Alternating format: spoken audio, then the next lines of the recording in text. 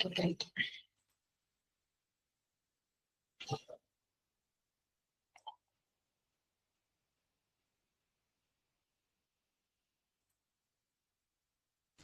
So, good evening all. Almost 23 പേര് join ചെയ്തിട്ടുണ്ട്. അയ്യേ എല്ലാവരും ജോയിൻ ചെയ്യായിരിക്കും. നമ്മൾ 50 പേരെങ്കിലും വരണം എന്നൊക്കെ പറഞ്ഞിരുന്നു. നമുക്ക് നോക്കാം കേട്ടോ. അപ്പൊ നമ്മള് റീകണ്ടക്ട് ചെയ്യാണ്. നമ്മളെ വെബിനാർ ഒരു തവണ എടുത്തിരുന്നു കഴിഞ്ഞ വീക്കിലായിട്ട്. നമ്മള് രണ്ടാമതും കുറെ പേര് ചോദിച്ചതിന്റെ അടിസ്ഥാനത്തിൽ നമ്മൾ റീകണ്ടക്ട് ചെയ്യാണ്.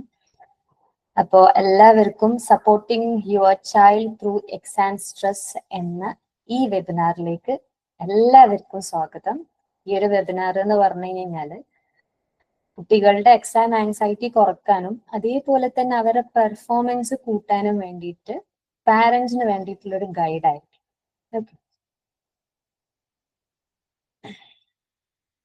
25 പേരായി. നിങ്ങൾ റെഡിയാണോ? സ്റ്റാർട്ട് ചെയ്യാം. റെഡി ആണെങ്കിൽ ജസ്റ്റ് സേ റെഡി എന്നൊക്കെ ഒന്ന് പറയൂ കേട്ടോ.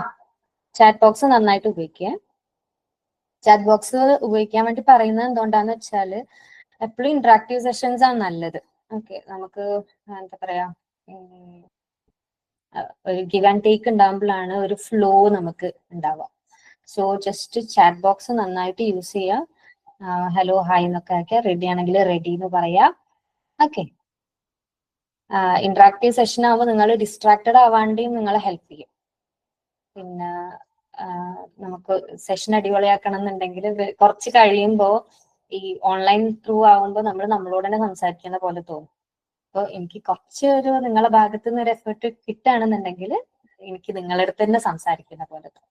ഓക്കെ, എല്ലാവരും റെഡി ആണെങ്കിൽ റെഡി റെഡി റെഡി എന്ന് ടൈപ്പ് ചെയ്താൽ it will be great. Okay, thank U. Okay, ഞാൻ ജസ്റ്റ് എന്നെ തന്നെ ഒന്ന് ഇൻട്രൊഡ്യൂസ് ചെയ്യാം കേട്ടോ. ആരാണ് ഈ സെഷൻ എടുക്കുന്നത്, എന്താണ് കാര്യങ്ങൾ എന്നൊക്കെ ജസ്റ്റ് ഒന്ന് ഇൻട്രൊഡ്യൂസ് ചെയ്യാം.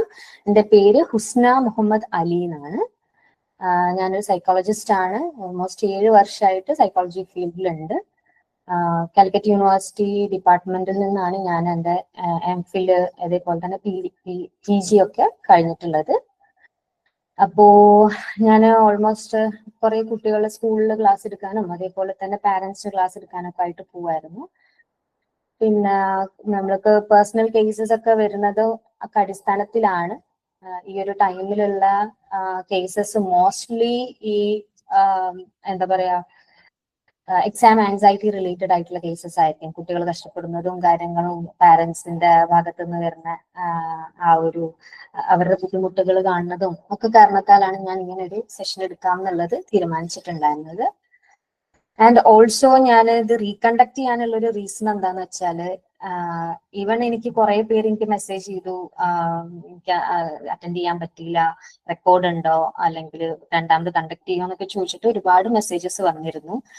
ഞാൻ ഈവൻ ഒരു ക്ലോസ് ഇട്ടിരുന്നു 50 പേരെങ്കിലും അറ്റൻഡ് ചെയ്യുകയാണെങ്കിൽ ഞാൻ സെഷൻ എടുക്കാന്ന് പറഞ്ഞിട്ട്. ആക്ച്വലി എനിക്ക് ഒരു ഫ്രണ്ട് എനിക്ക് മെസ്സേജ് ചെയ്യണ്ടായി. എൻ്റെ ഇങ്ങനെ ഒരു പോസിറ്റീവ് റെസ്പോൺസ്, പാർട്ടിസിപ്പൻസിന്റെ ഒരു പോസിറ്റീവ് റെസ്പോൺസ് കണ്ടിട്ട് എനിക്ക് എൻ്റെ ഒരു ഫ്രണ്ട് മെസ്സേജ് ചെയ്യണ്ടായി. അതിൽ ഏകദേശം കൊണ്ടോട്ടി മലപ്പുറം ഭാഗത്തൊക്കെ ആയിട്ട് ഒരു കുട്ടീന്റെ മരണം റിലേറ്റഡ് ആയിട്ട്, സൂയിസൈഡ് റിലേറ്റഡ് ആയിട്ട് എനിക്കൊരു ക്ലിപ്പ് അയക്കുകയും ഒരു ന്യൂസ് ക്ലിപ്പ് അയക്കുകയും എന്നിട്ട് ആ കുട്ടി കഷ്ടപ്പെട്ടില്ല, എൻ്റെ ഒരു ഫ്രണ്ട് കഷ്ടപ്പെട്ടിട്ടുള്ള കഷ്ടപ്പാടുകളെ പറ്റിയിട്ട് പറയുകയും ചെയ്തു. 10th എങ്ങനെയായിരുന്നു എന്നും അതേപോലെ തന്നെ പാരന്റ്സ് ഈ ഒരു സമയമാകുമ്പോൾ സപ്പോർട്ട് ചെയ്യാന്നുള്ള രീതിയിൽ അവര് മറ്റു മാർഗങ്ങൾ സ്വീകരിക്കുന്നതായിട്ടും അത് കുട്ടീനെ എങ്ങനെ ബാധിക്കുന്നു എന്നുള്ളതായിട്ടും ഒക്കെ ആ ഒരു ഫ്രണ്ട് എൻ്റെ അടുത്ത് കാര്യങ്ങളൊക്കെ ഡിസ്ക്ലോസ് ചെയ്യുകയുണ്ടായി.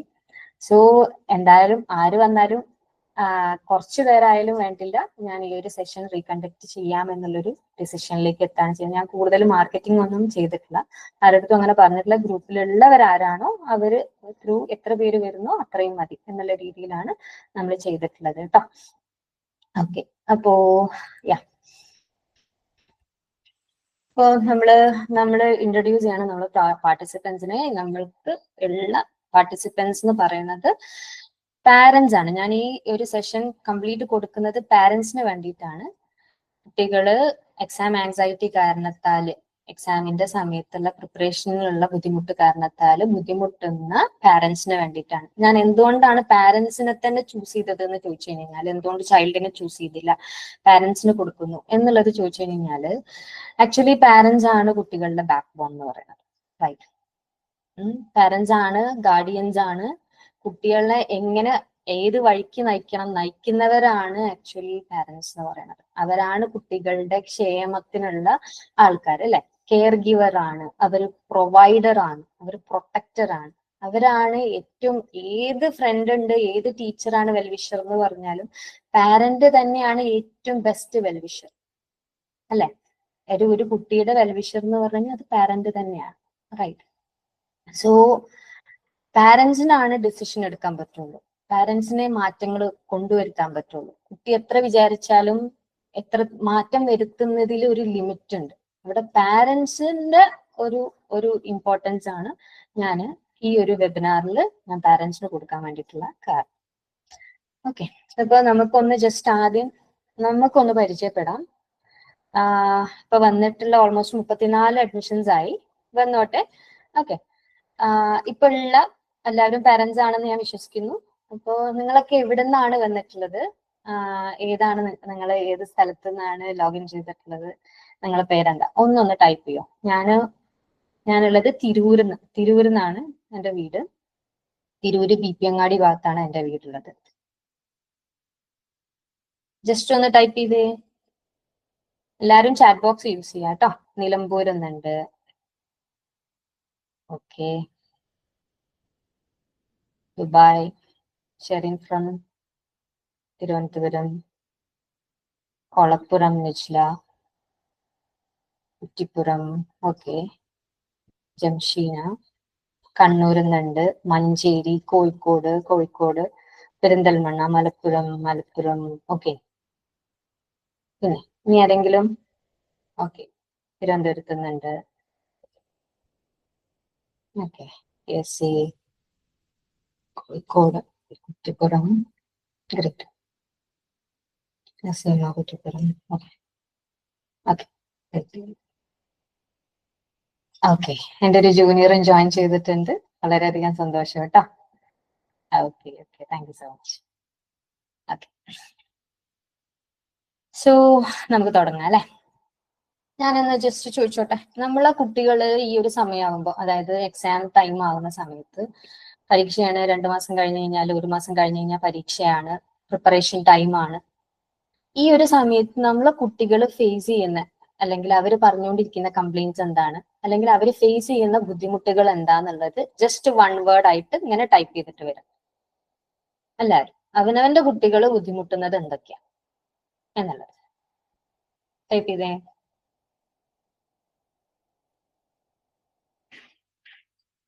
ഒരു റിഫ്ലക്റ്റീവ് സെഷനും കൂടെയാണ്. അവനവന്റെ വീട്ടിൽ എന്താ ഒരു തെറപ്പി മോഡലിൽ തന്നെ റിഫ്ലക്റ്റീവ് സെഷനും കൂടെയാണ്. സ്വന്തം വീട്ടിൽ എന്താ നടക്കുന്നത്, വെറുതെ നമ്മൾ ക്ലാസ് എടുത്ത് പോകുന്നില്ല. ഇതിൽ നിന്ന് എന്തെങ്കിലുമൊക്കെ കിട്ടണമെന്ന് എനിക്ക് നിർബന്ധമുള്ളൂ. ഓക്കെ, സോ നമ്മുടെ കുട്ടികള്, എന്റെ കുട്ടി നേരിടുന്ന ബുദ്ധിമുട്ട് എന്ത് എന്നുള്ളത് ഒന്ന് ടൈപ്പ് ചെയ്തേ.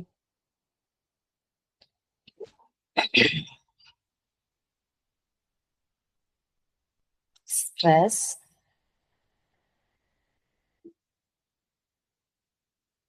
മറവി, ഓക്കെ. കോൺഫിഡൻസ് കുറവ്, യാ. മോട്ടിവേഷൻ ഇല്ലായ്മ, മെമ്മറി റിലേറ്റഡ് ആയിട്ട് ഇഷ്യൂ, പഠിച്ചതൊന്നും ഓർമ്മ നിൽക്കുന്നില്ല, അല്ല. പിന്നെ മറവി, ടൈം മാനേജ്മെന്റിലുള്ള ബുദ്ധിമുട്ട്, okay. Mobile phone, phone use ചെയ്യുന്നത് കാരണത്താൽ അറ്റൻഷൻ കിട്ടുന്നില്ല, മൊത്തത്തില് അറ്റൻഷൻ കിട്ടാത്തൊരു പ്രോബ്ലം. പിന്നെ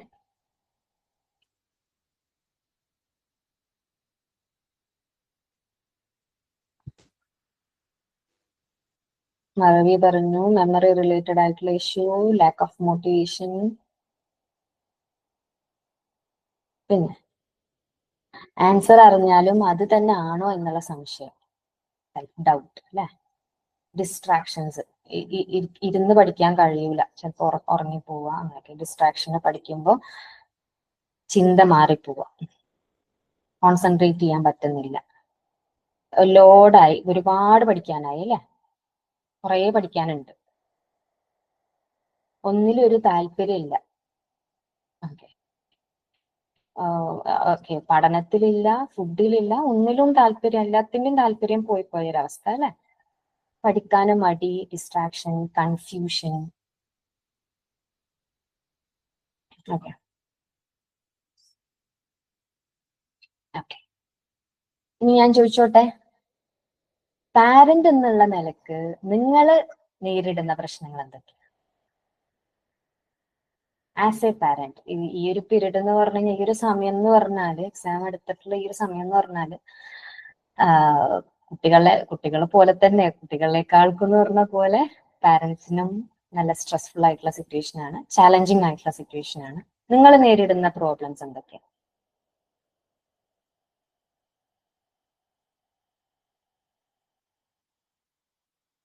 ഓക്കെ, ടൈപ്പ് ചെയ്തോളൂ കേട്ടോ.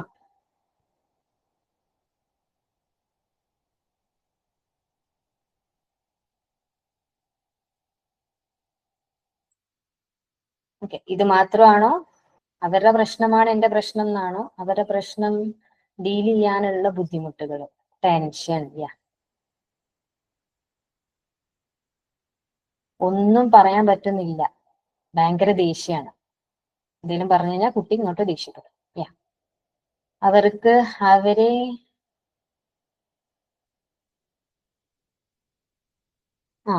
അവർക്ക് അവരുടെ താഴെയുള്ള മക്കളോടുള്ള പെരുമാറ്റം കുറച്ച് നെഗറ്റീവായിട്ട് പെരുമാറുന്നുണ്ടാവായിരിക്കും, അടിപിടി അല്ലെങ്കിൽ ദേഷ്യം പിടിക്കുക, അങ്ങനെയൊക്കെ അല്ലെ.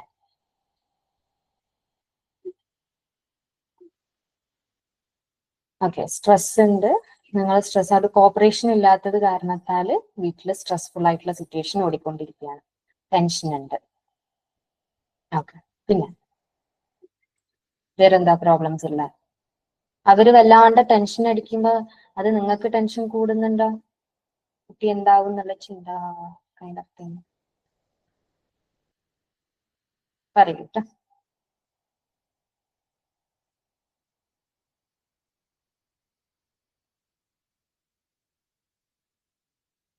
Okay okay, great. സോ നമ്മളെ കുട്ടികള് ശരിക്കും ഫേസ് ചെയ്യുന്ന പ്രോബ്ലംസ് ഞാൻ ലിസ്റ്റ് ചെയ്തിട്ടുണ്ട് ഒരുപാട്. ഓക്കെ, അതില് ഫൈനൽ എക്സാം ടൈം ആകുമ്പോൾ, അതായത് എക്സാം ടൈമിലുള്ള ബുദ്ധിമുട്ടുകളാണ് പറയുന്നത്. ഫൈനൽ എക്സാം ടൈം ആവുന്ന സമയത്ത് അവർക്ക് ഒരുപാട് പ്രിപ്പയർ ചെയ്യാനുണ്ട് അല്ലെ, ഇതൊരു പ്രിപ്പറേഷൻ ടൈം ആണെന്നുള്ള ഒരു സ്ട്രെസ് തന്നെ അവർക്കുണ്ട് അല്ലെ. പിന്നെ അവർക്ക് വലിയൊരു സിലബസ് തന്നെയാണ് പഠിച്ചു തീർക്കാനുള്ളത്. ചില സി ബി എസ് ഇ ആണെന്നുണ്ടെങ്കിൽ 5ഉം 6ഉം സബ്ജക്ട്സ് ആയിരിക്കാം, സ്റ്റേറ്റ് ആണെന്നുണ്ടെങ്കിൽ അത് 10 സബ്ജക്ട് ആയിരിക്കാം അല്ലെ. അപ്പോ ഇത്രയും സബ്ജക്റ്റുകൾ പഠിച്ചു തീർക്കാൻ ഒരു ടൈം, അതായത് ഓരോ ഓരോ ടോപ്പിക്കിനും നല്ല ടൈം കൊടുക്കുകയാണെന്നുണ്ടെങ്കിൽ ഇവിടെ നിന്ന് അങ്ങോട്ടേക്ക് പഠിച്ചു തീരൂല എന്നുള്ള ആ ഒരു പ്രോബ്ലം, ടൈം മാനേജ്മെന്റിലുള്ള പ്രശ്നം അല്ലെ. പിന്നെ പറയാനുള്ളത് എന്താന്ന് വെച്ചാല്, അതെ, കൺസെപ്റ്റുകൾ മനസ്സിലാക്കാൻ പറ്റുന്നില്ല, പഠിക്കുന്നുണ്ട് പക്ഷെ പഠിക്കുന്നത് എന്താന്ന് മനസ്സിലാവണില്ല, അപ്പൊ വീണ്ടും വീണ്ടും പഠിക്കേണ്ടി വരുന്നു. വീണ്ടും വീണ്ടും പഠിക്കുക എന്ന് പറയുമ്പോൾ അത് കാണാതെ പഠിക്കേണ്ട ഒരു അവസ്ഥ വരുന്നു. ഓക്കെ, അപ്പൊ സ്റ്റഡി ടെക്നിക്ക് പുവർ ആയതുകൊണ്ട് തന്നെ, കാണാതെ പഠിക്കാന്നുള്ള ഒരു പ്രോസസ്സിലൂടെ കടന്നു പോകുന്നതുകൊണ്ട് തന്നെ കൺസെപ്റ്റ് ക്ലാരിറ്റി ഇല്ലാത്തതുകൊണ്ട് അത് കുറച്ച് ഞാൻ മറന്നും പോകും. റൈറ്റ്.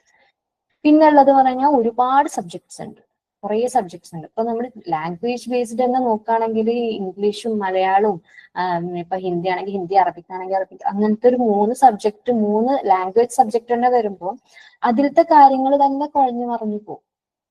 ഓക്കെ, ചില കാര്യങ്ങൾ അവിടെയാണോ ഇവിടെയാണോ കൺഫ്യൂസ്ഡ് ആയിട്ടുള്ള കുട്ടികളെ പറ്റിയാ പറയുന്നത്. അപ്പം അതിലുള്ള ബുദ്ധിമുട്ട് തന്നെ ഉണ്ടാവും. സൈക്കോളജിക്കൽ ആയിട്ടുള്ള പ്രശ്നങ്ങൾ പറയുകയാണെന്നുണ്ടെങ്കിൽ എക്സാം ആൻസൈറ്റി, അവർക്ക് ആ ഒരു പോയിന്റിൽ എക്സാമിനോടുള്ള ടെൻഷൻ, അതിനെ കാണുന്നതിന്, അവര് എക്സാമിനെ പെർസീവ് ചെയ്യുന്നത് തന്നെ എന്തോ ഡേഞ്ചർ ആയിട്ടുള്ള ഒരു സാധനമായിട്ടാണ്. സോ അവർക്കുള്ള എക്സാം ആൻസൈറ്റി എന്ന് പറയുന്ന പ്രശ്നം. പിന്നെ കോൺഫിഡൻസിന്റെ കുറവ്. ഓക്കെ, എനിക്ക് എനിക്ക് വർക്ക് ചെയ്യാൻ പറ്റുമോ, അത് ഞാൻ പഠിച്ചാൽ ശരിയാവോ, എഴുതിയത് ശരിയാവോ, തെറ്റിപ്പോവോ എന്നൊക്കെ പറയുന്ന രീതിയിലുള്ള പ്രശ്നങ്ങൾ. ചില കുട്ടികളിൽ പ്രോക്കാസ്റ്റിനേഷൻ, നാളെ ചെയ്യാം മറ്റന്നാൾ ചെയ്യാന്ന് പറഞ്ഞിട്ട് ഇങ്ങനെ നീട്ടി നീട്ടി കൊണ്ടുപോകും, മോട്ടിവേഷൻ ഇല്ല. ഓക്കെ, ഇതൊന്നും ചിലപ്പോൾ അവർക്ക് മോട്ടിവേഷൻ ഇല്ലാത്തത് കൊണ്ടോ അല്ലെങ്കിൽ ഈ പറഞ്ഞ പോലെ അവർക്ക് താല്പര്യം ഇല്ലാത്തതുകൊണ്ടോ ഒന്നും ആയിരിക്കില്ല. ഓക്കെ, ഇത് എവിടെ തുടങ്ങണം എങ്ങനെ തുടങ്ങണം എന്ന് അറിയാത്തതുകൊണ്ടായിരിക്കാം. കറക്റ്റ് ആയിട്ട് സ്റ്റഡി മെത്തേഡ് എന്താന്നുള്ളത് അറിയാത്തത് കൊണ്ടുള്ള പ്രശ്നമായിരിക്കാം. ഓക്കെ, പിന്നെ ചില കുട്ടികളിൽ ഇതൊരു ഡിഫൻസ് മെക്കാനിസം ആയിരിക്കാം. കാരണം എന്താ പഠിക്കേണ്ടത്, എത്രത്തോളം പഠിക്കാനുണ്ട് എന്നുള്ളത് അവർക്ക് നല്ല ബോധ്യമുണ്ട്.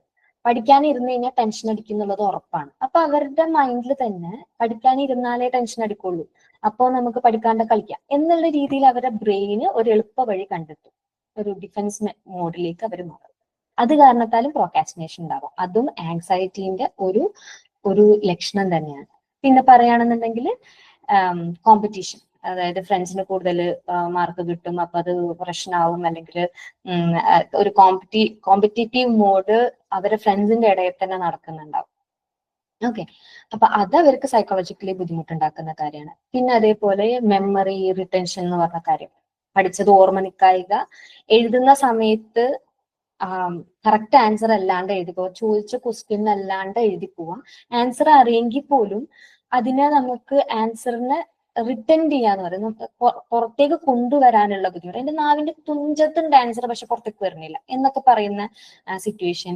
അറ്റൻഷന് പോയി പോവുക. ചിലപ്പോൾ ഈ മാത്തമാറ്റിക്സ് ഒക്കെ സബ്ജക്റ്റിൽ പൊതുവേ കാണാനുള്ള വർക്കിംഗ് ഏരിയ, നമ്മൾ വർക്ക്ഔട്ട് ചെയ്യുന്ന ഭാഗത്ത് ചിലപ്പോൾ കറക്റ്റ് ആൻസർ എഴുതിയിട്ട് തിരിച്ച് ഇങ്ങോട്ട് ഇടുമ്പോഴേക്കിനും അതിന്റെ കറക്റ്റ് ആൻസർ എഴുതേണ്ട ഭാഗത്തേക്ക് വരുമ്പോഴേക്കിനും ആൻസർ കറക്റ്റ് ആയിരിക്കില്ല, അതിന്റെ ഏതെങ്കിലും നമ്പർ അങ്ങോട്ടും ഇങ്ങോട്ടും മാറിയിട്ടുണ്ടാവും. സോ ദേ മേ സേ ഞാനത് കറക്റ്റ് ഇപ്പുറത്ത് എഴുതിയിരുന്നു, നിങ്ങൾക്ക് എഴുതിയപ്പം അത് മാറിപ്പോയി, എനിക്ക് ക്വസ്റ്റ്യൻ വായിച്ചു അപ്പം ഇതായിരുന്നു ക്വസ്റ്റ്യൻ, എനിക്ക് മനസ്സിലായില്ല, എനിക്ക് ആൻസർ എഴുതാൻ എനിക്ക് അറിയായിരുന്നു പക്ഷെ എനിക്ക് പറ്റിയില്ല എന്നൊക്കെ പറയുന്ന കാര്യങ്ങൾ മെമ്മറി റിട്ടൻഷൻ കൈൻഡ് ഓഫ് തിങ്ങിൽ പെട്ട കാര്യങ്ങളാണ്. അതേപോലെ തന്നെ ഞാൻ തോറ്റുപോവോ അല്ലെങ്കിൽ എനിക്ക് അധികം മാർക്ക് കിട്ടൂല എന്നുള്ളൊരു പേടി.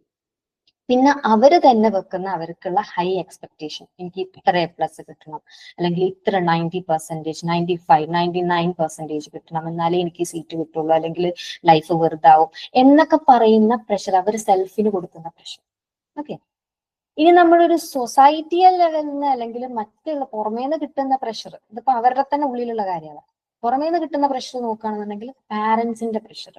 ഓക്കെ, പാരന്റ്സിന്റെ എക്സ്പെക്ടേഷൻ മീറ്റ് ചെയ്യാൻ പറ്റുമോ? പാരന്റ്സ് എപ്പോഴും ഇങ്ങനെ പഠിക്കുന്നു പറഞ്ഞുകൊണ്ടിരിക്കുന്നു, അവർക്ക് അതിനുള്ള ബുദ്ധിമുട്ട്, പഠിക്കുമ്പോൾ പറയുന്ന ലാംഗ്വേജ്, പഠിക്കാൻ വേണ്ടി പറയുന്ന ആ ഒരു സ്ട്രെസ് ചെയ്യുന്ന കാര്യം അവർക്ക് ആക്സെപ്റ്റ് ചെയ്യാൻ പറ്റായിക, അത്തരം പാരന്റൽ പ്രഷർ കാരണത്താലുണ്ടാവും. പിന്നെ സൊസൈറ്റിയൽ പ്രഷർ, കാരണം നമ്മുടെ നാട്ടിൽ അങ്ങനെയാണ്. എത്ര A+ ആണ്? 9A+. ഉള്ളോ? ഒരു A+ എവിടെ പോയി എന്നുള്ള ഒരു ചോദ്യമാണ് നമ്മളൊരു കൾച്ചറൽ ബേസിസിന് വരുന്നത്, അല്ലെ? എത്ര പെർസെന്റേജ് എന്ന് ചോദിക്കുക. അപ്പം അത്തരം ക്വസ്റ്റ്യനെ നേരിടാൻ അവര് ആക്ച്വലി പ്രിപ്പയർ ചെയ്തുകൊണ്ട് കൂടെ ഇരിക്കുകയാണ് പഠനത്തിന്റെ കൂടെ. ഓക്കെ, അപ്പൊ അത്തരം സൊസൈറ്റിയൽ പ്രഷർ. പിന്നെ അതേപോലെ ടീച്ചേഴ്സിന്റെ പ്രഷർ എന്ന് പറയുമ്പം എൻ്റെ ഒരു ക്ലയന്റ് പറയുണ്ടായി, 9th സ്റ്റാൻഡേർഡിന് ആ കുട്ടിക്ക് കുറച്ച് മാർക്ക് കുറവായിരുന്നു. ഓക്കെ, മാർക്ക് കുറഞ്ഞത് കൊണ്ട് തന്നെ ഈ കുട്ടി തോറ്റുപോവാ, 10th തോൽക്കാനുള്ള ചാൻസ് മുന്നിൽ കണ്ടുകൊണ്ട് ഇവരുടെ ടീച്ചേഴ്സ്, അതായത് സ്കൂൾ മാനേജ്മെന്റ് എന്ത് ചെയ്തെന്ന് വെച്ച് കഴിഞ്ഞാൽ ഈ റിസൾട്ടിനെ വിത്ത്ഹെൽഡ് ചെയ്യും. അപ്പൊ കൊടുക്കാണ്ട് റിസൾട്ട് പുറമേക്ക് പബ്ലിഷ് ചെയ്യാണ്ട് അവര് പിടിച്ചു. സോ ഇവർക്ക് പാരന്റ്സ് ഒക്കെ കൂടെ പോയി അവിടെ പ്രശ്നമാക്കി, ലാസ്റ്റ് മാനേജ്മെന്റുമായിട്ട് പ്രശ്നമായി എടുത്ത് കുട്ടീനെ കൊടുത്തിട്ട് വേറെ സ്കൂളിലേക്ക് ജോയിൻ ചെയ്തു. അപ്പൊ ഈ സ്കൂളിൽ നിന്ന് വേറെ സ്കൂളിലേക്ക് മാറേണ്ട ഒരു സ്ട്രെസ്സും കൂടെ ഈ കുട്ടി താങ്ങണം. ഓക്കെ, എന്നിട്ട് ആ എൻവയോൺമെന്റ് കൂടെ അവർ അഡ്ജസ്റ്റ് ചെയ്ത് എന്നിട്ട് പഠിക്കേണ്ട കാര്യത്തിൽ അവർ ഫോക്കസ് ചെയ്തു. സോ ടീച്ചേഴ്സിന്റെ ഭാഗത്തു നിന്നുള്ള പ്രഷർ എന്ന് പറയുന്നത് ചില്ലറയല്ല. ഓക്കെ, പിന്നെ പറയുകയാണെന്നുണ്ടെങ്കിൽ കമ്പാരിസൺ. നമ്മൾ അപ്പുറത്തെ കുട്ടി ഇപ്പുറത്തെ കുട്ടി, ഓന് കൂടുതൽ മാർക്ക് ഉണ്ടല്ലോ, ഇവന് കൂടുതൽ മാർക്ക് ഉണ്ടല്ലോ, ഓന് നല്ലോണം ഇരുന്ന് പഠിക്കാൻ, നേരം തന്ത്യാവണ വരെ ഇരുന്ന് പഠിക്കുകയാണ്, എന്റെ പോലെ കളിക്കല്ല. നമ്മൾ എന്തൊക്കെയാണ് നമ്മളെ കുട്ടികളോട് പറയുന്നത് എന്നുള്ളത് നമുക്ക് അറിയുന്നു, അല്ലെ? അതേപോലെ തന്നെ ഈ ഒരു കോമ്പറ്റീഷൻ എന്ന് പറയുന്ന കാര്യം. Okay, external competitions. പിന്നെ നമ്മൾ പറയുകയാണെന്നുണ്ടെങ്കിൽ അവരുടെ ഡിസ്ട്രാക്ഷൻസ്. ഓക്കെ, അവര് സോഷ്യൽ മീഡിയ, ഫോൺ യൂസേജ് കാര്യത്തില് അവർ ഡിസ്ട്രാക്റ്റഡ് ആയി പോണു, അതില്ലാണ്ട് നിൽക്കാൻ പറ്റാണ്ടായി പോണു. 5 മിനിറ്റ് വായിച്ചു കഴിഞ്ഞാൽ ഒരു 2 മിനിറ്റ് എങ്കിലും ഒന്ന് സ്ക്രോൾ ചെയ്താലേ ഉള്ളൂ അവർക്ക് തലയിൽ കയറാന്ന് അവരെന്നെ വിശ്വസിക്കുന്നു. വീഡിയോ ഗെയിംസ് ഇടയ്ക്കിടയ്ക്ക് കളിച്ചുകൊണ്ടിരിക്കണം. മറ്റ് എന്റർടൈൻമെന്റ്സ്, പിന്നെ നമ്മൾ കൊടുക്കുന്ന മറ്റേ ഈ ഒരു പീരീഡിൽ തന്നെ അവരെ വിരുന്ന് വരുന്ന ആൾക്കാർ, അല്ലെങ്കിൽ നമ്മൾ വിരുന്ന് പോകാനുള്ളത്, കല്യാണങ്ങള്, പിന്നെ ഈ ഒരു കാലം എന്ന് പറയുന്നത് പൂരം, അതേപോലെ തന്നെ നേർച്ചന്റെ ഒക്കെ കാലമായതുകൊണ്ട് ഒരു ഉത്സവ മോഡിലേക്കായി മാറുന്നത്. അത്തരം ഡിസ്ട്രാക്ഷൻസ് അവർ ബുദ്ധിമുട്ടുന്നുണ്ട്.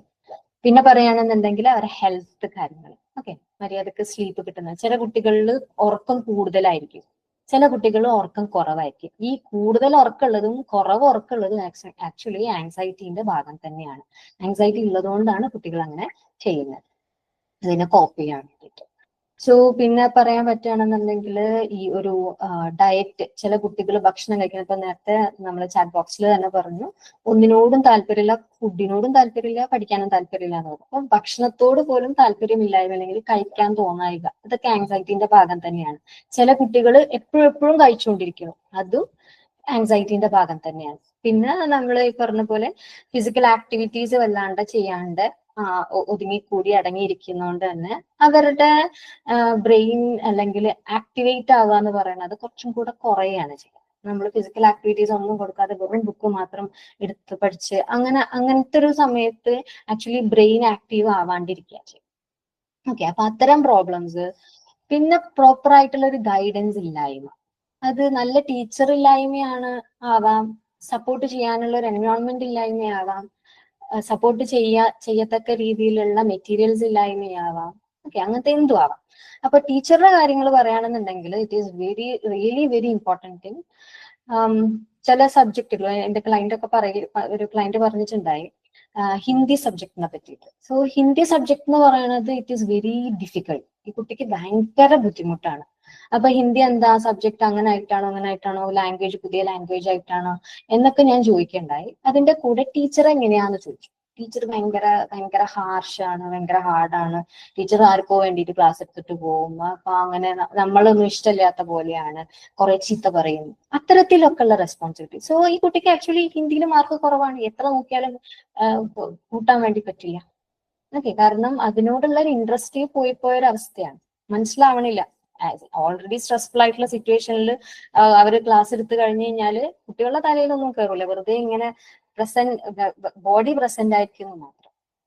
ഓക്കെ, അപ്പം പിന്നെ പറയുകയാണെന്നുണ്ടെങ്കിൽ നമ്മളെ കുട്ടികൾക്ക് എക്സാം ടൈം റിലേറ്റഡ് ആയിട്ട് പറയുകയാണെങ്കിൽ ടൈം മാനേജ്മെന്റിലുള്ള ഇഷ്യൂ, ക്വസ്റ്റ്യൻസ് ഉണ്ടാവും, അത് കംപ്ലീറ്റ് ചെയ്യണം, അത്തരത്തിലുള്ള പ്രശ്നങ്ങൾ, കറക്റ്റ് ടൈമിൽ ഫുൾ ക്വസ്റ്റ്യൻസ് അറ്റൻഡ് ചെയ്യാൻ പറ്റാണ്ടിരിക്കുക, പിന്നെ എക്സാമിന്റെ ഇടയിൽ ആൻസേഴ്സ് മറന്നു പോവുക, അതേപോലെ തന്നെ എക്സ്പെക്ട് ചെയ്യാത്ത കുറച്ച് പ്രാക്ടിക്കൽ ടൈപ്പ് ഓഫ് ക്വസ്റ്റ്യൻസോ അത്തരം രീതിയിലുള്ള ക്വസ്റ്റ്യൻസ് വരികയാണെന്നുണ്ടെങ്കിൽ അതിനെ എങ്ങനെ ഹാൻഡിൽ ചെയ്യണം എന്ന് അറിയായിക, അല്ലെങ്കിൽ കൺസെപ്റ്റിനെ നമ്മളൊരു കറക്റ്റ് മോഡിലേക്ക് ഇടാൻ പറ്റായിക. കൺസെപ്റ്റിനെ മനസ്സിലാക്കിയാലേ അങ്ങനെ നമുക്ക് കറക്റ്റ് ആയിട്ട് ആൻസർ ചെയ്യാൻ പറ്റുള്ളൂ. പിന്നെ അതേപോലെ തന്നെ പ്രോബ്ലം സോൾവിങ് സ്കിൽസിന്റെ കുറവ്. ഓക്കെ, പ്രോബ്ലം സോൾവിങ് സ്കില്ല് ഞാൻ ഇവിടെ ഇട്ടിട്ടുള്ളത് സിറ്റുവേഷൻ സ്പെസിഫിക് ആയിട്ടുള്ള പ്രോബ്ലം സോൾവിങ് ആണ്. ഇപ്പൊ ക്ലാസ്സിൽ ഒരു ടീച്ചർ, നമുക്ക് ഇൻവിജിലേറ്റർ അല്ലെങ്കിൽ നമുക്ക് ക്ലാസ്സിൽ എക്സാം എഴുതാൻ വേണ്ടിയിട്ട് വന്നിട്ടുള്ള ഒരു ടീച്ചർ കുറച്ച് ഭയങ്കര മുഖമൊക്കെ കൂർപ്പിച്ചിട്ടുള്ള ഹാർഷ് നോട്ടൊക്കെ നോക്കുന്ന ഒരു ടീച്ചറാണെന്നുണ്ടെങ്കിൽ ഈ ടീച്ചർ എന്താ ഇങ്ങനെ നോക്കണേ, അല്ലെങ്കിൽ ഞാൻ എന്തോ അങ്ങനെ ഇവിടെ ശരിയല്ലേ, ഇങ്ങനെ അത്തരത്തിലുള്ള ചിന്ത ഈ കുട്ടീന്റെ കോൺഫിഡൻസ് കുറക്കും. ഈ ടീച്ചർ ഇങ്ങനെ തന്നെയാണല്ലോ നോക്കുന്നത്, എന്തോ പ്രശ്നമുണ്ടോ, അല്ലെങ്കിൽ വേറെ എന്തെങ്കിലും സിറ്റുവേഷൻ ക്ലാസ്സിൽ ഉണ്ടാവുകയാണെന്നുണ്ടെങ്കിൽ പിന്നെ അതിൽ നിന്ന് ആ ഒരു സ്ട്രെസ്ഫുൾ സിറ്റുവേഷനിൽ നിന്ന് ബാക്ക് ടു നോർമലിലേക്ക് ആവാനുള്ള ബുദ്ധിമുട്ട് ഒരു കുട്ടി പറയുണ്ടായി. അവര് MCQ മൾട്ടിപ്പിൾ ചോയ്സ് ക്വസ്റ്റ്യൻസിന് ഡാർക്ക് ചെയ്യാണല്ലോ ചെയ്യുക. അങ്ങനെ ഡാർക്ക് ചെയ്യുന്നതിന്റെ സമയത്ത് പെന്ന് ലീക്കായി പോയിട്ട് OMR ഷീറ്റിൽ കംപ്ലീറ്റ് ഇതിന്റെ മഷിയായി പോയി. അപ്പോ മഷിയായിപ്പോയി, കുട്ടി അത്യാവശ്യം നന്നാണം പഠിക്കുന്ന കുട്ടിയായിരുന്നു, പക്ഷെ മഷിയായിപ്പോയി. ഈ കുട്ടി പാനിക്കായി വേറെ ഷീറ്റ് ചോദിക്കാൻ പറ്റുമെന്ന് പോലും ഈ കുട്ടിക്ക് അറിയാത്തൊരവസ്ഥ. ഓക്കെ, അപ്പൊ അത്തരം രീതിയിൽ പ്രോബ്ലം സോൾവിങ് സ്കിൽസിന്റെ അഭാവം ഈ കുട്ടികൾ നേരിടുന്ന പ്രശ്നങ്ങളാണ്. ഇത്രയും പ്രശ്നങ്ങൾ നമ്മളെ കുട്ടികൾ നേരിടുന്നത്. ഓക്കെ, ഇനി പാരന്റ്സ് എന്നുള്ള നിലക്ക് നിങ്ങൾ നേരിടുന്ന പ്രശ്നങ്ങൾ ഞാൻ കുറച്ച് കാര്യങ്ങൾ ലിസ്റ്റ് ചെയ്തിട്ടുണ്ട്. ഓക്കെ, അപ്പൊ നമ്മൾ ഇമോഷണൽ ആയിട്ടുള്ള കാര്യങ്ങൾ പറയുകയാണെന്നുണ്ടെങ്കിൽ നമ്മളെ കുട്ടികളുടെ സ്ട്രെസ്സിനെ നമുക്ക് ഹാൻഡിൽ ചെയ്യാൻ പറ്റായിക. അവർ കരയുന്നു, അപ്പൊ നമുക്കും സങ്കടം വരുന്നു, കുട്ടി എന്തോ ആയി പോകണാവോ എന്നുള്ളൊരു ചിന്ത അല്ലെ. അതേപോലെ തന്നെ കുട്ടീന്റെ പെർഫോമൻസ് കുറഞ്ഞു പോവോ, എങ്ങനെ മറ്റുള്ളവരെ നോക്കൂ, എങ്ങനെ ഞാൻ 4A+ ഒക്കെ കിട്ടി വന്നു കഴിഞ്ഞാൽ ഞാൻ എന്ത് ചെയ്യും, അല്ലെങ്കിൽ ഫെയിൽ ആയാൽ എന്ത് ചെയ്യും, അത്തരത്തിലുള്ള ഫിയേഴ്സ്, കുട്ടിയുടെ പെർഫോമൻസ് കുറഞ്ഞു കഴിഞ്ഞു കഴിഞ്ഞാൽ കുട്ടീനെ എങ്ങനെ ഹാൻഡിൽ ചെയ്യും എന്നുള്ള ഫിയറും നമ്മളുടെ ഇമോഷനെ എങ്ങനെ ഹാൻഡിൽ ചെയ്യും എന്നുള്ള ഫിയറും, റൈറ്റ്. പിന്നെ അതേപോലെ തന്നെ ലൈക്ക് നമ്മളെ എക്സ്പെക്ടേഷൻസ്, ഇപ്പൊ കുട്ടിയുടെ കഴിവിലും കുറഞ്ഞിട്ട് നമ്മൾ എക്സ്പെക്ടേഷൻ വരികയാണെന്നുണ്ടെങ്കിൽ അതും കുട്ടിയെ ബാധിക്കും. ആസ് ലൈക്ക് നമ്മൾ എക്സ്പെക്ടേഷൻ ഭയങ്കര ഹൈ ആവണമെങ്കിൽ, കുട്ടിയുടെ സ്കില്ലിനേക്കാൾക്കും എബവ് നമ്മളുടെ എക്സ്പെക്ടേഷൻസ് വരികയാണെങ്കിൽ രണ്ടും ഈ കുട്ടീനെ നെഗറ്റീവായിട്ട് തന്നെയാണ് പറയുന്നത്. അപ്പം അത്തരം ഈ ഒരു എക്സ്പെക്ടേഷനും അതേപോലെ സപ്പോർട്ടും തമ്മിലുള്ള ഒരു ബാലൻസ് ഇല്ലായ്മ. അപ്പൊ നമ്മൾ എക്സ്പെക്ടേഷൻ കൂടുതലുണ്ട്, അല്ലെങ്കിൽ നമ്മൾ എക്സ്പെക്ടേഷൻ അനുസരിച്ച് നമ്മൾ സപ്പോർട്ട് ചെയ്യുമ്പോൾ നമുക്ക് പേടിയാണ് ഈ കുട്ടി എങ്ങനെ റെസ്പോണ്ട് ചെയ്യും, അവൻ നമ്മൾ പ്രഷർ ചെയ്യലാകും, എന്താണ് റൈറ്റ് എമൗണ്ട് ഓഫ് സപ്പോർട്ട്, എന്താണ് സപ്പോർട്ട് എന്നുള്ളതിന്റെ ഒരു കൺഫ്യൂഷൻ. അതേപോലെ ഇമോഷണൽ ഔട്ട്ബേഴ്സ്, കുട്ടികൾ പെട്ടെന്ന് ദേഷ്യപ്പെടുക, നമ്മൾ എന്തെങ്കിലും പറയുകയാണെന്നുണ്ടെങ്കിൽ കുട്ടി പെട്ടെന്ന് ദേഷ്യപ്പെടുക, അല്ലെങ്കിൽ പറഞ്ഞത് റെസിസ്റ്റൻസ് കാണിക്കുക, പറഞ്ഞത് കേൾക്കാണ്ടിരിക്കുക, പറഞ്ഞത് ജസ്റ്റ് ഓപ്പോസിറ്റ് ചെയ്യുക, വീട്ടില് അടിപിടി കച്ചറ എന്ന് പറയുന്ന രീതിയിൽ മൂത്തരേറ്റോ ഇളയരേറ്റൊക്കെ ആയിട്ട് ഉണ്ടാക്കുക, ഇത്തരം പ്രോബ്ലംസ്. അക്കാഡമിക് ആയിട്ട് പറയുകയാണെന്നുണ്ടെങ്കിൽ കുട്ടികളെ അസിസ്റ്റ് ചെയ്യാൻ പറ്റാതെ, നമുക്ക് ചിലപ്പോൾ എല്ലാ സബ്ജക്റ്റൊന്നും നമുക്ക് അറിഞ്ഞോണമെന്നില്ല, അപ്പൊ അവരുടെ നല്ല രീതിയിൽ നമുക്ക് അസിസ്റ്റ് ചെയ്യാൻ പറ്റുന്നില്ലല്ലോ എന്നുള്ള ഒരു പ്രോബ്ലം പാരന്റ്സ് ഫേസ് ചെയ്യുന്നുണ്ടാവും. അതേപോലെ തന്നെ ഒരു കറക്റ്റ് ഒരു എഫക്റ്റീവ് ആയിട്ടുള്ള ഒരു സ്റ്റഡി പ്ലാൻ ഇല്ലായ്ക, കുട്ടികൾക്ക് ഇത്ര മണിക്ക് പഠിത്തം, ഇത്ര മണിക്ക്, അത്തരത്തിലൊരു പ്ലാനിങ് ഇതുവരെ ഉണ്ടാക്കിയിട്ടില്ല, അല്ലെങ്കിൽ അത്ര ഒരു പ്ലാൻ ഇല്ലാത്തത് കൊണ്ട് ഉണ്ടാകുന്ന വീട്ടിലുള്ള ബുദ്ധിമുട്ടുകൾ. പിന്നെ കുട്ടികളുടെ ഡിസ്ട്രാക്ഷൻസ് എങ്ങനെ മാനേജ് ചെയ്യും, വിരുന്നുകാരൊക്കെ വീട്ടിൽ വരികയാണെന്നുണ്ടെങ്കിൽ അത് ഞാൻ എങ്ങനെ മാനേജ് ചെയ്യും, ഇത്തരം പ്രോബ്ലംസ്, കല്യാണം ഉണ്ട് ഞാൻ എന്ത് ചെയ്യും, സോ അത്തരം പ്രോബ്ലംസ്. അതേപോലെ തന്നെ നമ്മളുടെ ഒരു അൺറിയലിസ്റ്റിക് ആയിട്ടുള്ള കമ്പാരിസൺ, നമ്മൾ പിള്ളേരെ ബാക്കിയുള്ളവരുമായിട്ട് കമ്പയർ ചെയ്തുകൊണ്ടിരിക്കുന്നു, മറ്റു കുട്ടികളായിട്ട്, മൂത്തവരായിട്ട്, ഇളയവരായിട്ടും ഒക്കെ നമ്മൾ കമ്പയർ ചെയ്തുകൊണ്ടിരിക്കും. ഓക്കെ, അപ്പൊ ഈ കമ്പാരിസൺ വരുമ്പോൾ കുട്ടികൾക്ക് ബുദ്ധിമുട്ടാണ്, കുട്ടികൾക്ക് ഗിൽട്ട് നന്നായിട്ട് ഫോം ചെയ്യും. എനിക്ക് ഇതൊന്നും കഴിയൂല, ഞാൻ കഴിവില്ലാത്തവനാണ്, കഴിവേട്ടനാണ്, ഓലൊക്കെയാണ് നല്ലത് എന്നുള്ള തോട്ടിലേക്ക് ഈ കുട്ടി നമ്മൾ റെഗുലറായിട്ട് ഈ കമ്പാരിസൺ ചെയ്തുകൊണ്ടിരിക്കുമ്പോൾ വരും. ഈ ഗിൽട്ട് ആക്ച്വലി പാരന്റിനും ഉണ്ട് എന്നുള്ളതാണ് സത്യം. ഓക്കെ, എന്റെ കുട്ടി എന്താ ഇത്ര പോരല്ലോ, മറ്റു കുട്ടികൾക്കൊക്കെ പറ്റുന്നുണ്ടല്ലോ, എന്താ എന്റെ കുട്ടി, അങ്ങനെ ഒരു തോട്ടിൽ നിന്നാണ് ആക്ച്വലി നമ്മൾ ഈ കമ്പാരിസൺ വരുന്നത്. കമ്പയർ ചെയ്യുമ്പോൾ ഈ കുട്ടി എങ്ങാനും പഠിച്ചാലോ എന്നൊക്കെ ചിലപ്പോൾ നമ്മൾ കരുതുന്നുണ്ടാവും, ചിലപ്പോൾ കരുതുന്നുണ്ടാവില്ല, നമ്മളെ സങ്കടമായിരിക്കും പറഞ്ഞിട്ട്.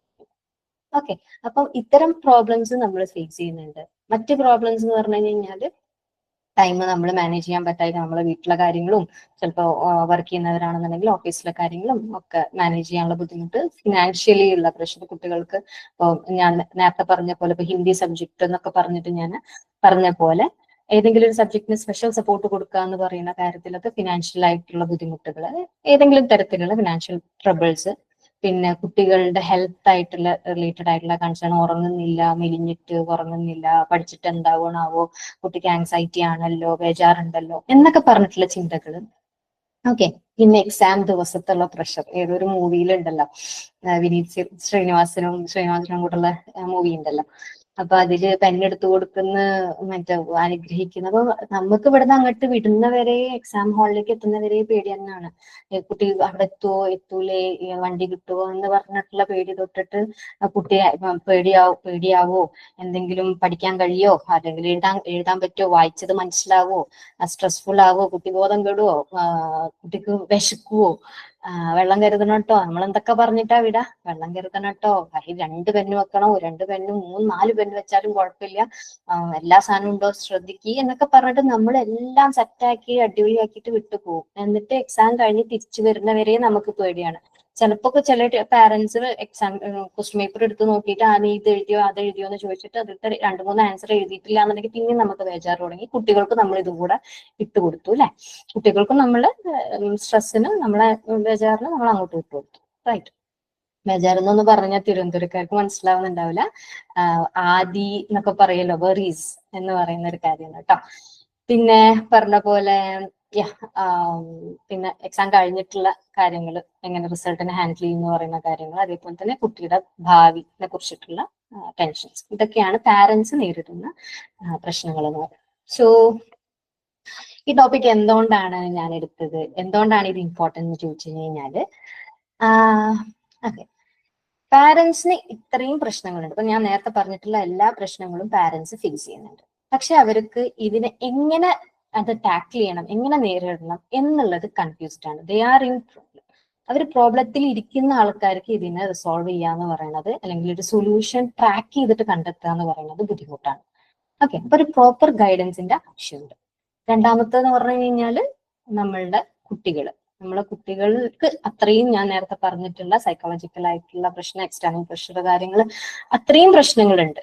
അവർക്ക് പ്രോപ്പർ ആയിട്ടുള്ള സപ്പോർട്ട് കിട്ടുന്നില്ല. സോ അവരുടെ ആൻസൈറ്റി കൂടിക്കൊണ്ടിരിക്കുകയാണ്.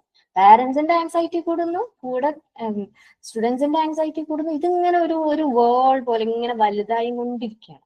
ആദ്യം കുറച്ച് ആൻസൈറ്റിമ തുടങ്ങിക്കണമെങ്കിൽ ഇപ്പൊ 100, 110 ഓടിക്കൊണ്ടിരിക്കുന്നത്. Okay, so this is important. നമ്മൾ ഈ ഒരു ടോപ്പിക് നമ്മൾ കൺസിഡർ ചെയ്യാന്നുള്ളത് important. And the most important thing is, നമുക്ക് ഈ ഒരു ക്രൂഷ്യൽ സിറ്റുവേഷൻ, ഇത് നല്ല ബുദ്ധിമുട്ട് പിടിച്ചൊരു അവസരമാണ്, അല്ലെങ്കിൽ അവസ്ഥയാണെന്ന് അറിയാം, പക്ഷെ ഇതൊരു അവസരം കൂടിയാണ്. Okay, this is an opportunity. നമുക്ക് പാരന്റ്സിനെയും അതേപോലെ തന്നെ കുട്ടികളെയും ട്രാൻസ്ഫോം ചെയ്യാൻ പറ്റുന്ന ഒരു കറക്റ്റ് സമയമാണ്. ഓക്കെ, നമുക്ക് നമ്മളുടെ വീടിനെ തന്നെ മൊത്തത്തിൽ ഒരു പോസിറ്റീവ് വേയിൽ നമുക്ക് ട്രാൻസ്ഫോം ചെയ്തെടുക്കാം. നമ്മൾ വൈസായിട്ടാണ്, നല്ല രീതിയിൽ കണ്ണിങ് ആയിട്ടാണ് നമ്മളിത് യൂസ് ചെയ്തിട്ടുള്ളത്. Okay, so that this topic is very really very important. So നിങ്ങൾ റെഡി ആണോ? Are you ready? Are you guys ready? Ready ആണെങ്കിൽ റെഡി എന്ന് വരും. നിങ്ങൾ ഇത്തരം ഒരു ട്രാൻസ്ഫോർമേഷനിൽ റെഡി ആണെന്നുണ്ടെങ്കിൽ, നിങ്ങളെ കുട്ടികൾക്ക് വേണ്ടിയിട്ട്, നിങ്ങൾക്ക് വേണ്ടിയിട്ട്, നിങ്ങളുടെ ഫാമിലിക്ക് വേണ്ടിയിട്ട്, നിങ്ങളുടെ ഫാമിലി എൻവയോൺമെന്റ് തന്നെ മാറ്റാൻ വേണ്ടിയിട്ട്, ഒരു പോസിറ്റീവ് ആയിട്ടുള്ള ഒരു ഫാമിലി എൻവയോൺമെന്റ് ഉണ്ടാക്കാൻ വേണ്ടി നിങ്ങൾ റെഡിയാണ്. Ready, ready, good, yes, okay, ready. Okay, type ചെയ്യൂ കേട്ടോ.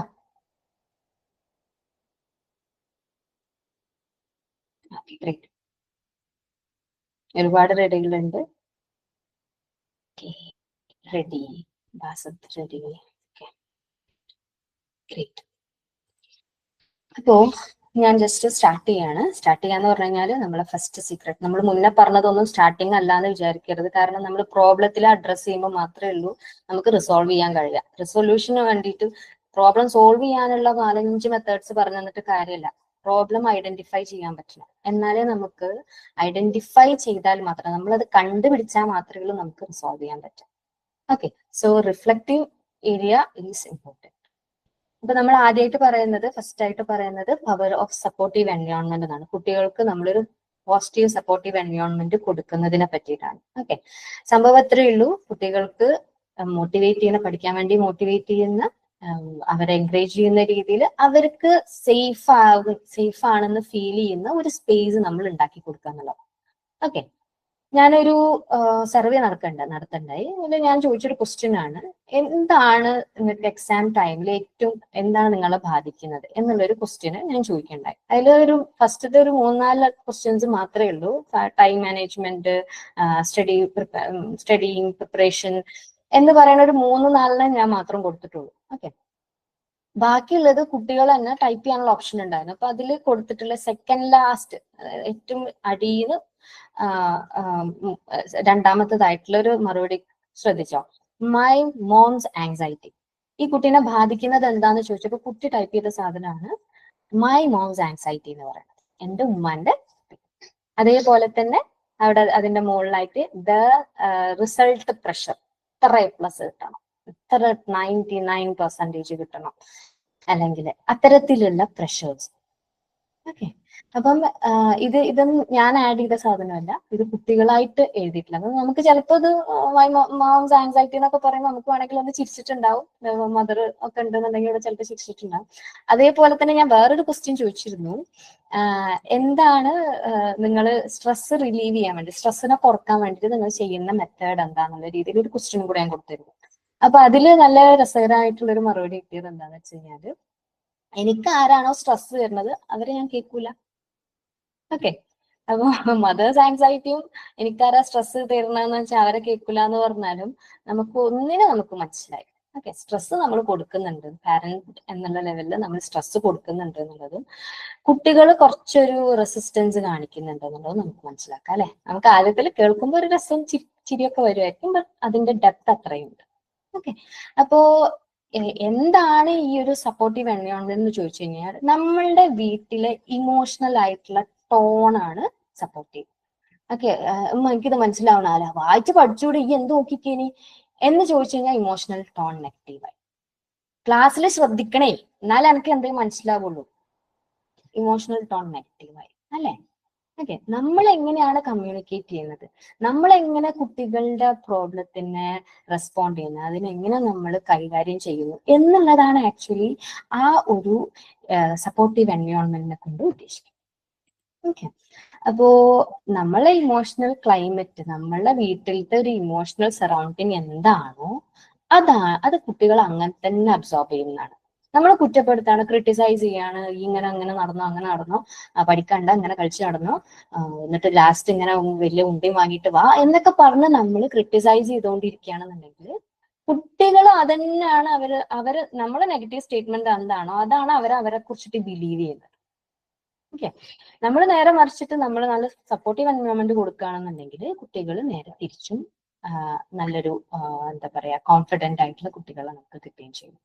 ഓക്കെ, ഇത്രയേ ഉള്ളൂ. സപ്പോർട്ടീവ് എൻവയോൺമെന്റ് കൊടുക്കുകയാണെന്നുണ്ടെങ്കിൽ അവരുടെ ബ്രെയിന് കുറച്ചും കൂടെ എന്തായി റിലാക്സ്ഡ് ആയി, ആങ്സൈറ്റി കുറയും. ഓക്കെ, കുറയുമ്പോൾ തന്നെ അവർക്ക് ബ്രെയിൻ നന്നായിട്ട് വർക്ക് ചെയ്യും. ഓക്കെ, സപ്പോർട്ട് എന്ന് പറഞ്ഞു കഴിഞ്ഞാൽ സപ്പോർട്ട് കൊടുക്കുക എന്ന് പറഞ്ഞാൽ ബ്രെയിൻ അത്യാവശ്യം നല്ല രീതിയിൽ വർക്ക് ചെയ്യുന്നത് തന്നെയാണ് മെയിൻ. ഓക്കെ, അവർക്ക് പ്രോബ്ലം സോൾവ് ചെയ്യാൻ കഴിയും. എന്ത് പ്രശ്നം വന്നാലും എൻ്റെ കൂടെ പാരന്റ്സ് ഉണ്ട് എന്നുള്ളൊരു ബോധ്യം അവർക്ക് അവരുടെ എന്ത് പ്രശ്നവും അവർക്ക് പ്രശ്നമില്ലാണ്ടായിട്ട് മാറും. ഓക്കെ, സോ പാരന്റ് എന്നുള്ള നിലക്ക് ഈ ഒരു എക്സാം ആങ്സൈറ്റിനെ എങ്ങനെയാണ് നമ്മൾ കൺട്രോൾ ചെയ്യാന്ന് വെച്ച് കഴിഞ്ഞാൽ supportive environment, positive supportive environment അവർക്ക് കൊടുക്കുക എന്നുള്ളതാണ്. രണ്ടാമത്തത് കുട്ടികളുടെ ഒരു ലേണിംഗ് സ്റ്റൈൽ എന്താണെന്നുള്ളത് നമ്മൾ പഠിച്ചെടുക്കുക. കുട്ടികൾ ചിലപ്പോൾ ചെരിഞ്ഞു മറിഞ്ഞും തിരിഞ്ഞൊക്കെ ആയിരിക്കും കിടന്നിട്ടായിരിക്കും പഠിക്കുന്നുണ്ടാവുക. അപ്പൊ നേരെ നേർന്നിരിക്ക്, ടേബിളിന്റെ മുന്നിൽ തന്നെ ഇരിക്കി, ഇങ്ങനെ ഇരിക്കുക അങ്ങനെ ഇരിക്കുക എന്ന് പറഞ്ഞിട്ട് നമ്മൾ ചിലപ്പം അവർക്ക് അവരെന്താണോ ചെയ്യുന്നത് അതിന്റെ ജസ്റ്റ് ഓപ്പോസിറ്റ് നമ്മൾ ചെയ്യും. അവരുടെ ഒരു സ്റ്റൈൽ ഉണ്ടാവും, ലേണിംഗ് സ്റ്റൈൽ, അവരുടെ ടൈം ഉണ്ടാവും, അവർ പഠിക്കുന്നതായിട്ടുള്ള രീതികൾ ഉണ്ടാവും. അപ്പം അത്തരം കാര്യങ്ങളെ നമ്മൾ മനസ്സിലാക്കുക. ഓക്കെ, അതിൽ നമ്മൾ ഓവർ ഇമ്പോസ് ചെയ്തിട്ട് അവർക്ക് ഭയങ്കര സ്ട്രെസ്ഫുൾ ആക്കാണ്ട് നമ്മൾ അതിനൊന്ന് കരുതി വെക്കാൻ നോക്കാം. നമ്മൾ വെറുതെ അനാവശ്യമായിട്ടുള്ള പ്രഷർ കൊടുക്കണ്ട. ഓക്കെ, പിന്നെ എന്താ പറയാ, അവരെ പഠിക്കി എന്നുള്ള സാധനം നമ്മൾ പ്രഷർ ചെയ്യാണ്ട് പറയാന്നുള്ളതാണ്. ഓക്കെ, പ്രഷർ ചെയ്യാണ്ട് പറയാന്ന് പറയുമ്പോൾ എന്താ നിനക്ക് എന്തെങ്കിലും വായിച്ചിട്ട് മനസ്സിലാവാത്തുണ്ടോ, ഞാൻ എന്തെങ്കിലും ചെയ്തു തരേണ്ടതുണ്ടോ, ഈ പറഞ്ഞോ ഞാൻ ചെയ്തു തരാലോ, നിനക്ക് എന്തെങ്കിലും ബുദ്ധിമുട്ടുകളുണ്ടോ ഈ പറഞ്ഞോണ്ടിട്ടോ, ക്ലാസ് ഒക്കെ എങ്ങനെ എടുക്കുന്നുണ്ടോ, നല്ല നല്ല ടീച്ചേഴ്സ് ആണോ എന്നൊക്കെ പറഞ്ഞിട്ടുള്ള രീതിയിൽ നമ്മൾ അവരുടെ റിസൾട്ടിലേക്ക് നമ്മൾ വല്ലാണ്ട് ഫോക്കസ് കൊടുക്കാതെ അവരെടുക്കുന്ന എഫേർട്ടൊക്കെ ഒന്ന് എൻകറേജ് ചെയ്യുകയാണെന്നുണ്ടെങ്കിൽ അവർ നന്നായിട്ട് അവർ വർക്ക് ചെയ്തോളും, അവർ ആങ്സൈറ്റി കുറയും, അവരുടെ കാര്യങ്ങളൊക്കെ സ്മൂത്ത് ആയിട്ട് നടക്കും. ഓക്കെ, പിന്നെ പറയുകയാണെന്നുണ്ടെങ്കിൽ നമ്മൾ പ്രാക്ടിക്കലായിട്ട് എന്ത് സ്ട്രാറ്റജീസ് എടുക്കാൻ പറ്റുന്ന അവരുടെ ടൈം മാനേജ്മെന്റിനും അവരെ പഠിക്കാനും ഒക്കെ ആയിട്ട് പഠിക്കണതൊക്കെ പ്ലാൻ ചെയ്യാനായിട്ട് അവരെ ഹെൽപ്പ് ചെയ്യാന്നുള്ളത് അത് ഞാൻ കുറച്ച് കഴിഞ്ഞാൽ ഞാൻ പറയുന്നുണ്ട്. അതേപോലെ തന്നെ അവർക്കൊരു ഡിസ്ട്രാക്ഷൻ ഫ്രീ സ്പേസ് കൊടുക്കുക എന്നുള്ളത്. ഇപ്പോ നമ്മൾ ഒരു ടേബിൾ അല്ലെങ്കിൽ ഒരു റൂം സെറ്റ് ചെയ്യാണ്, ആ ഒരു ടേബിളിൽ എല്ലാവിധ സാധനങ്ങളും ഫുള്ള് കച്ചറി അതിന്റെ ഉള്ളിലാണ്, കുറെ ബുക്കുകൾ, കുറെ മാഗസീൻസ്, കുറെ ഫോണുകള് എന്നൊക്കെ പറഞ്ഞിട്ടുള്ള എല്ലാ സാധനവും നമ്മളെ കയ്യിൽ തന്നെ ഈ ഡിസ്ട്രാക്ട് ചെയ്യാനുള്ള എല്ലാ എലമെന്റ്സും ഉണ്ടെന്നുണ്ടെങ്കിൽ അതിനെ നമ്മളൊരു പ്രോപ്പർ ആയിട്ട് ഒരു ബുക്ക്, ഒരു പെന്ന്, അല്ലെങ്കിൽ അപ്പം പഠിക്കേണ്ട സബ്ജക്റ്റിന് എന്തൊക്കെയാണ് ആവശ്യം ആ സാധനം മാത്രം ഒരുങ്ങുന്ന രീതിയിൽ അവരുടെ ചുറ്റുപാട് നമ്മൾ കറക്റ്റ് ചെയ്യാൻ വേണ്ടി നോക്കുക എന്നുള്ളത്. Don't force dum, just tell them. Okay, പിന്നെ പറയുകയാണെന്നുണ്ടെങ്കിൽ നമ്മൾ നേരെ വിരുന്നുകാരൊക്കെ വരികയാണെന്നുണ്ടെങ്കിൽ അവരോട് കയറി വന്ന ഉടനെ കാണുന്ന രീതിയിൽ അവർക്ക് അവിടുന്ന് നീച്ചു പോകേണ്ട രീതിയിൽ അത്തരം സ്ഥലങ്ങളൊന്നും അവർക്ക് കൊടുക്കാതെ അവർക്ക് പറ്റുന്ന രീതിയിലുള്ള അവരെ കൂടുതൽ ഡിസ്ട്രാക്ഷൻ എങ്ങനെയൊക്കെ നമുക്ക് ഒഴിവാക്കാൻ പറ്റുമോ ആ കാര്യങ്ങളൊക്കെ നമ്മൾ നോക്കാന്നുള്ളത്. വിരുന്നുകാർ വരികയാണെന്നുണ്ടെങ്കിൽ അവന് പഠിക്കാണ്, അവൻ പഠിച്ചിട്ട് അവന് വെറുതെ നമ്മൾ കഷ്ടപ്പെട്ട് വിളിച്ചു കൊണ്ടുവന്ന് അതാ മോന് 10ാം ക്ലാസ് നല്ല പഠിക്കണം കേട്ടോ, പിന്നെ വിരുന്നുകാരുടെയും കൂടെ വക ഈ ഒരു പ്രഷർ കൂട്ടേണ്ട കാര്യമില്ല. സോ നമ്മൾ ആ കാര്യങ്ങളൊക്കെ ഒന്ന് ശ്രദ്ധിക്കുക നല്ലതാണ്. പിന്നെ നല്ല ഹാബിറ്റ്സ് ഉണ്ടാക്കാൻ വേണ്ടിയിട്ട് ശ്രദ്ധിക്കുക. സ്ലീപ്പ്, ഉറക്കം എന്ന് പറയുന്നത് 8 മണിക്കൂറെങ്കിലും ഉറക്കം കുട്ടി എടുത്തോണം. ഓക്കെ, എന്തിനാണ് 8 hour ഓഫ് സ്ലീപ്പ് എന്ന് ചോദിച്ചു കഴിഞ്ഞാൽ 7 to 8. ഞാൻ വല്ലാണ്ട് പ്രഷർ ചെയ്യണില്ല 8 എന്ന് പറഞ്ഞിട്ട് 7 മുതൽ 8 വരെ. എന്തിനാന്ന് വെച്ച് കഴിഞ്ഞാൽ നമ്മൾ പഠിച്ചത് ഓർമ്മ നിൽക്കണം എന്നുണ്ടെങ്കിൽ, പഠിച്ചത് ലോങ് ടേം മെമ്മറിയിലേക്ക് പഠിക്കാന്ന് പറയുന്ന ഇപ്പോഴത്തെ പ്രോസസ്സ് നമ്മൾ ഷോർട്ട് ടൈം മെമ്മറിയിലാണ് ഉണ്ടാവുക, അപ്പൊ യൂസ് ചെയ്യാൻ പറ്റുന്ന രീതിയിലാണ് ഉണ്ടാവുക. ഇത് എടുത്ത് വെച്ച് നമുക്ക് ആവശ്യമുള്ളപ്പോൾ എടുക്കാന്നുള്ള കോലത്തിലേക്ക് ഇത് എത്തണം എന്നുണ്ടെങ്കിൽ ഇത് ലോങ് ടേം മെമ്മറിയിലേക്ക് കൺവേർട്ട് ചെയ്യണം. ഈ ലോങ് ടേം മെമ്മറിയിലേക്ക് കൺവേർട്ട് ചെയ്യുന്നത് ഉറക്കത്തിന്റെ സമയത്താണ്. ഒരു 4 ദിവസം നമ്മൾ ഉറങ്ങാണ്ടിരുന്നു കഴിഞ്ഞാൽ നമ്മളെ ഫുൾ ഓറിയന്റേഷൻ പോകും, നമ്മളെ പേര് പോലും മാറും. ഓക്കെ, അപ്പോ ഇതാണ് സ്ലീപ്പിന്റെ ഇമ്പോർട്ടൻസ് എന്ന് പറയുന്നത്. പിന്നെ അതേപോലെ നല്ല ഭക്ഷണം കഴിക്കുക, ന്യൂട്രീഷൻ അടങ്ങിയിട്ടുള്ള ഫുഡുകൾ കഴിക്കാൻ വേണ്ടി നോക്കുക. പിന്നെ അതേപോലെ തന്നെ ബ്രേക്സ് എടുക്കുക എന്നുള്ളത്, ഈ 24 മണിക്കൂർ ഇരുന്ന് പഠിക്കുന്ന ആ രീതിയിലേക്കല്ലാണ്ട് ബ്രേക്സിന് നമ്മൾ ശ്രദ്ധിക്കുക എന്നുള്ളത് ഞാൻ കുറച്ച് കഴിഞ്ഞിട്ട് പറയുന്നുണ്ട്. പിന്നെ കമ്മ്യൂണിക്കേഷൻ ടിപ്പ് വെച്ച് പറയുകയാണെന്നുണ്ടെങ്കിൽ, കുട്ടിയോട് സംസാരിക്കുമ്പോൾ കുട്ടി എന്തെങ്കിലും നമ്മളോട് പറയുകയാണെന്നുണ്ടെങ്കിൽ, ആദ്യം എനിക്ക് ബുദ്ധിമുട്ടാണ്, അല്ലെങ്കിൽ അച്ഛ എനിക്ക് ഇത് പറ്റുന്നില്ല എന്നൊക്കെ പറയണമെങ്കിൽ ജസ്റ്റ് ഹിയർ ദ. അവര് പറയുന്നത് നമ്മൾ കേട്ടിരിക്കുക എന്നുള്ളതാണ് ഏറ്റവും ഇമ്പോർട്ടൻറ്റ്. നമ്മൾ കേട്ടിരുന്നാൽ തന്നെ അവരുടെ പകുതി പ്രശ്നം തീരും. നമുക്കത് മനസ്സിലാവേണ്ട, ആ കുട്ടിയുടെ ഇമോഷൻ എന്ത് എന്നുള്ളത് എനിക്ക് മനസ്സിലാവുന്നുണ്ട് എന്നുള്ളത് ആ കുട്ടിക്ക് തോന്നിയാൽ ആ കുട്ടിയുടെ പകുതി മുക്കാല് പ്രശ്നം കഴിഞ്ഞു. അവിടെ തന്നെ നമ്മളൊരു സപ്പോർട്ടീവ് എൻവയോൺമെന്റ് കൊടുത്തു എന്നുള്ളത്.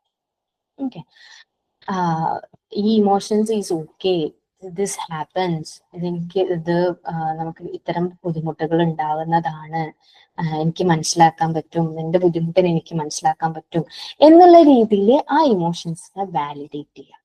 ഓക്കെ, പിന്നെ ഈ പറഞ്ഞ പോലെ കമ്പാരിസൺസ് ഒഴിവാക്കുക, നെഗറ്റീവ് ലാംഗ്വേജസ് ഒഴിവാക്കുക. പഠിക്കാൻ വേണ്ടി ഇരുന്നിട്ട് എടാ ഇരുന്ന് പഠിക്കടാ, ഉറക്കം ഇങ്ങനെ ഇരുന്ന് തൂങ്ങിക്കോ, എന്തൊക്കെയാ നമ്മൾ പറയുന്നത് അല്ലെ? ഉറക്കം ഇങ്ങനെ ഇരുന്ന് തൂങ്ങിക്കോ, ശ്രദ്ധിക്കേണ്ട സമയത്ത് ആ കളിക്കുമ്പോ നിനക്ക് ഉറങ്ങാനില്ലല്ലോ അല്ലെ, കളിക്കുമ്പോ നീ എന്താ ഉറങ്ങാത്ത, അപ്പൊ എന്താ നിനക്ക് ഉറക്കം ഇല്ലേ എന്നുള്ള നമ്മളെ നെഗറ്റീവ് ലാംഗ്വേജുകളുണ്ട്. പിന്നെ കൊളോക്കിയലായിട്ട് നമ്മൾ യൂസ് ചെയ്യുന്ന മറ്റെന്താ പറയാ നെഗറ്റീവ് വേർഡ്സ് കാര്യങ്ങളൊക്കെ, അത്തരം വേർഡുകളൊന്നും കുട്ടികളടുത്ത് പറയാണ്ടിരിക്കുക. പറഞ്ഞത് നമ്മൾ പറഞ്ഞുകൊണ്ടിരിക്കുന്നത് നമ്മളെ സ്ട്രെസ്സിനെ നമ്മൾ റിലീവ് ചെയ്തതാണ്. ആക്ച്വലി ആ റിലീവ് ചെയ്യുന്ന സ്ട്രെസ് കുട്ടികൾ അങ്ങ് ഏറ്റെടുത്തിട്ട് ആ സ്ട്രെസ്സും കൂടെ കുട്ടികൾ ഏറ്റി നടക്കുകയാണ്. അത് നമ്മൾ മനസ്സിലാക്കി നമ്മളിൽ ചെറിയ ചെറിയ മാറ്റങ്ങൾ വരുത്താന്നുള്ളതാണ്. പിന്നെ അതേപോലെ തന്നെ അവർക്ക് ഒരു കോൺഫിഡൻസ് ഉണ്ടാവാൻ വേണ്ടിയിട്ട് നമ്മൾ എൻകറേജ് ചെയ്യുക, എന്നെ കൊണ്ട് പറ്റും. ഓക്കെ, നീ ഇതിൽക്കും വലുത് കണ്ടിട്ടുള്ളതല്ലേ, നീ അല്ലേ ആ എക്സാമിൽ പോയിട്ട് എഴുതിയിട്ട് എത്ര മാർക്കാ കിട്ടിയ, അല്ലെങ്കിൽ നീ നന്നായിട്ട് പഠിക്കുന്നതാണല്ലോ, നിനക്ക് പറ്റും, നീ എഫേർട്ട് എടുക്കാതെ തന്നെ നിനക്ക് നല്ല സ്കോർ ചെയ്യാൻ പറ്റുമല്ലോ എന്നുള്ള രീതിയിൽ അവരുടെ കോൺഫിഡൻസിനെ നമ്മൾ ബൂസ്റ്റ് ചെയ്യാന്നുള്ളത്. പിന്നെ എന്ത് പ്രശ്നം വന്നാലും വി ആർ ഓക്കെ, എന്ത് റെസിലിയൻസ് എന്ന് പറഞ്ഞു കഴിഞ്ഞാൽ എന്ത് പ്രതിസന്ധി ഉണ്ടെന്നുണ്ടെങ്കിലും അത് തരണം ചെയ്യാനുള്ള കപ്പാസിറ്റിയാണ്. ഓക്കെ, അത്തരം കാര്യങ്ങൾ നമ്മൾ കുട്ടിയിൽ ബൂസ്റ്റ് ചെയ്ത് കൊടുക്കണം. എന്ത് പ്രോബ്ലം വന്നോ അത് ലോകത്തിന്റെ അവസാനമല്ല, എല്ലാ കാര്യത്തിനും there is solution എന്നുള്ളത് കുട്ടീനെ ബോധ്യപ്പെടുത്തുക എന്നുള്ളതാണ്. സോ നിങ്ങൾ ചിലപ്പോൾ വിചാരിക്കുന്നുണ്ടാവും, ഞാൻ ഓൾറെഡി നല്ല സപ്പോർട്ടീവ് ആയിട്ടുള്ള ഒരു പാരന്റ് ആണ്, ഞാൻ ഇനി എന്താ ചെയ്യാന്നുള്ളത്. ഓക്കെ, ഇനി എന്താ ചെയ്യാന്ന് വെച്ച് കഴിഞ്ഞാൽ നമ്മൾ എങ്ങനെ സപ്പോർട്ട് ചെയ്യാം, നമ്മൾ എന്താണ് കമ്മ്യൂണിക്കേറ്റ് ചെയ്യുന്നത്, ജസ്റ്റ് നോട്ട് ഇറ്റ് ഡൗൺ. നമ്മൾ എങ്ങനെ കമ്മ്യൂണിക്കേറ്റ് ചെയ്യുന്നത്, നമ്മൾ എങ്ങനെയൊക്കെയാണ് സപ്പോർട്ട് ചെയ്യുന്നത്, എന്തൊക്കെ വാക്കുകളാണ് ഉപയോഗിക്കുന്നത്, അതിലൊരു ചെറിയ എന്തെങ്കിലും ഒരു ചേഞ്ച് ആയിരിക്കും ചിലപ്പോൾ കുട്ടികൾ വലിയൊരു ഇമ്പാക്ട് ഉണ്ടാക്കുന്നുണ്ട്. നമ്മൾ പറയുന്ന രീതി, എന്ത് മാർക്കാണ് ഇത് കൊണ്ടുവന്നിട്ടുള്ള എന്നുള്ളതിന് പകരം കുഴപ്പമില്ല, ഇപ്രാവശ്യം എന്താ സംഭവിച്ചാൽ നമുക്ക് നോക്കാം, നമുക്ക് അടുത്ത പ്രാവശ്യം നമുക്ക് നോക്കാം, നല്ല മാർക്ക് വാങ്ങാം, നമുക്ക് തന്നെ ഇരിക്കും, എന്താ പറ്റിയെന്ന് നമുക്ക് നോക്കാലോ എന്നൊക്കെ പറഞ്ഞ് അടുത്ത് വിളിച്ചിരുത്തി കുഴപ്പമില്ല എന്ന് പറയുകയാണെന്നുണ്ടെങ്കിൽ that is really support. Okay, അപ്പൊ അത്തരത്തിൽ എന്ത് പ്രോബ്ലം ആണോ അവിടെ ഉള്ളത്, you yourself have to identify it, എന്താണ് ഇപ്പോഴത്തെ സപ്പോർട്ടിലുള്ള കുറവ്.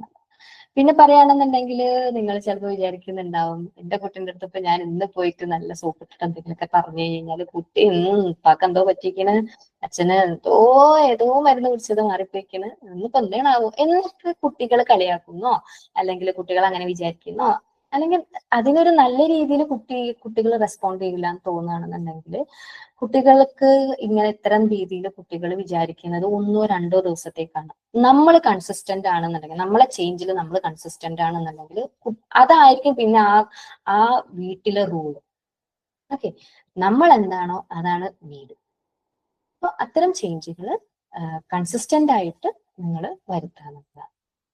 പിന്നെ നമ്മള് കുട്ടികളുടെ ആങ്സൈറ്റി റെഡ്യൂസ് ചെയ്യാന്ന് പറഞ്ഞു കഴിഞ്ഞാല് ഇത്തരം രീതിയിൽ സപ്പോർട്ട് കൊടുക്കുന്നതുകൊണ്ട് ആങ്സൈറ്റി കുറയാന്ന് മാത്രമല്ല അവിടെ സംഭവിക്കുന്നത്. അവിടെ ആക്ച്വലി പാരന്റ് ചൈൽഡ് ബോണ്ട് നന്നായിട്ട് കൂടാന്നുള്ളതാണ്. ഓക്കെ, ഈ ഒരു പ്രായത്തില് 13 മുതൽ ഒരു 18 വയസ്സ് വരെ എന്ന് പറയുന്ന പ്രായത്തില് ഫ്രണ്ട്സ് ആയിരിക്കും അവരെ ഏറ്റവും ഭയങ്കര സംഭവം. ഫ്രണ്ട്സിന് വേണ്ടിയിട്ട് മരിക്കും, അല്ലെങ്കിൽ ഫ്രണ്ട്സിന് വേണ്ടിയിട്ട് അങ്ങനെ അടി ഉണ്ടാക്കും അല്ലെ. സോ ഇത്തരം സിറ്റുവേഷനിൽ നമ്മൾ അവരെ ചേർത്ത് പിടിക്കുകയാണെന്നുണ്ടെങ്കിൽ ആക്ച്വലി നിങ്ങൾ തമ്മിലുള്ള ബോണ്ട് നല്ല സ്ട്രോങ് ആവുകയും ഈ ഒരു പീരീഡിൽ ലൈഫിലെ ഈ 13 ടീനേജ് എന്ന് പറയുന്ന ഒരു ഈ പീരീഡിൽ നമ്മൾ ഫ്രണ്ട്ലി നേച്ചർ കുട്ടികളോട് പുലർത്തി കഴിഞ്ഞു കഴിഞ്ഞാൽ നമുക്ക് ആക്ച്വലി നമ്മുടെ കുട്ടികൾ വഴിതെറ്റി പോകില്ല. സോ അത്തരം ഗുണം കൂടെ നമുക്ക് ഈ ഒരു പോയിന്റ് നമ്മൾ വൈസ് ആയിട്ട് യൂട്ടിലൈസ് ചെയ്യുകയാണെന്നുണ്ടെങ്കിൽ നമുക്ക് ഈ രീതിയിലുള്ള മാറ്റം കൂടെ കൊണ്ടുവരുത്താൻ പറ്റും. ആൻഡ് ഞാൻ സെക്കൻഡ് സീക്രട്ടിലേക്ക് പോവാണ്. It is emotional regulation, the science of emotional regulation എന്ന് പറയുന്ന കാര്യം. ഇമോഷണൽ റെഗുലേഷൻ എന്ന് പറഞ്ഞു കഴിഞ്ഞാൽ വേറൊന്നുമല്ല, എന്ത് തരത്തിലുള്ള പ്രഷർ ഉണ്ടെന്നുണ്ടെങ്കിലും നമ്മൾ ഫോക്കസ്ഡ് ആയി സമാധാനപരമായിട്ട് ഇരിക്കുക. അതേപോലെ തന്നെ കാര്യങ്ങളെ എന്താണോ പ്രോബ്ലം അല്ലെങ്കിൽ എന്താണോ ഇപ്പോഴത്തെ ഒരു ഇമോഷണൽ ബുദ്ധിമുട്ട്, ആ സാധനത്തിനെ മനസ്സിലാക്കുക, അതിനെ മാനേജ് ചെയ്യുക. അതേപോലെ തന്നെ ഈ ഇമോഷനെ മനസ്സിലാക്കിയിട്ട് ഹെൽത്തി വേയിൽ അതിനെ നമ്മൾ മാറ്റിയെടുക്കുക എന്നുള്ള ഒരു കാര്യമാണ്. എന്ന് വെച്ച് കഴിഞ്ഞാൽ നമ്മൾ ആങ്ഷ്യസ് ആയിട്ട് ഇരിക്കുക എന്ന് വെച്ച് കഴിഞ്ഞാൽ ആങ്സൈറ്റി ലീഡ്സ് ടു, ഇപ്പോൾ കുട്ടി എക്സാം എഴുതാനിരിക്കുന്നു, ഒരു ആൻസർ കിട്ടില്ല. ഒരു ആൻസർ കിട്ടില്ല എന്നുണ്ടെങ്കിൽ അയ്യോ എനിക്കിത് മറന്നുപോയി, അപ്പോ അല്ലോ അത് കിട്ടണില്ലല്ലോ, ഇനിയിപ്പോ എന്താ ചെയ്യാ എന്നുള്ള കുട്ടികളുടെ പേടി, ആ ആങ്സൈറ്റി ഇമോഷൻ റെഗുലേഷൻ ഇല്ലാത്ത കുട്ടിക്കാണെന്നുണ്ടെങ്കിൽ അടുത്ത ക്വസ്റ്റ്യൻ വായിച്ചാൽ മനസ്സിലാവില്ല, അതിന്റെ ആൻസറും കിട്ടില്ല. സോ കുട്ടി കംപ്ലീറ്റ്ലി പാനിക് ആവുന്ന ഒരു സിറ്റുവേഷനിലേക്ക് വരും.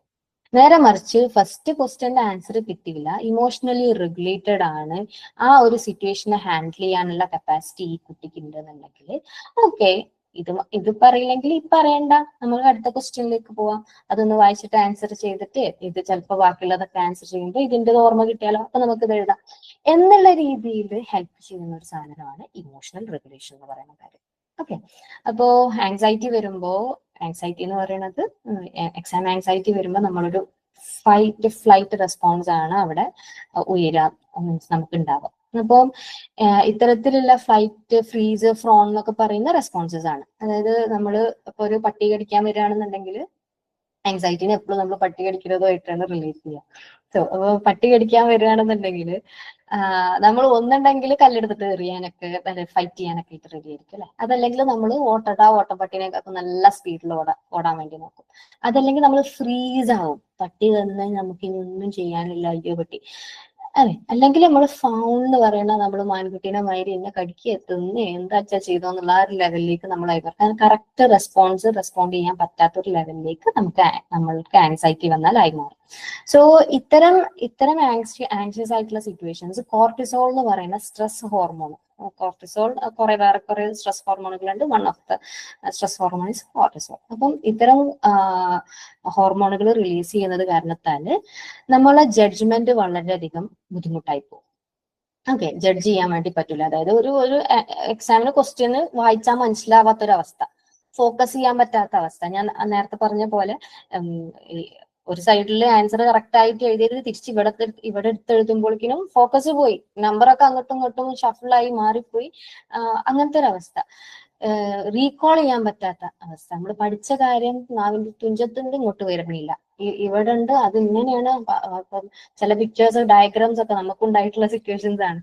ചില ഡയഗ്രാംസ് ഒക്കെ വരക്കാൻ പറയുന്ന സാധനം നമുക്ക് കറക്റ്റ് അറിയുന്നുണ്ടാവും, പേജ് നമ്പർ അറിയുന്നുണ്ടാവും, സൈഡ് അറിയുന്നുണ്ടാവും, ഏത് പൊസിഷനിലാന്ന് അറിയുന്നുണ്ടാവും, പക്ഷെ സാധനം ബ്ലാങ്ക് ആയിരിക്കും അല്ലെ.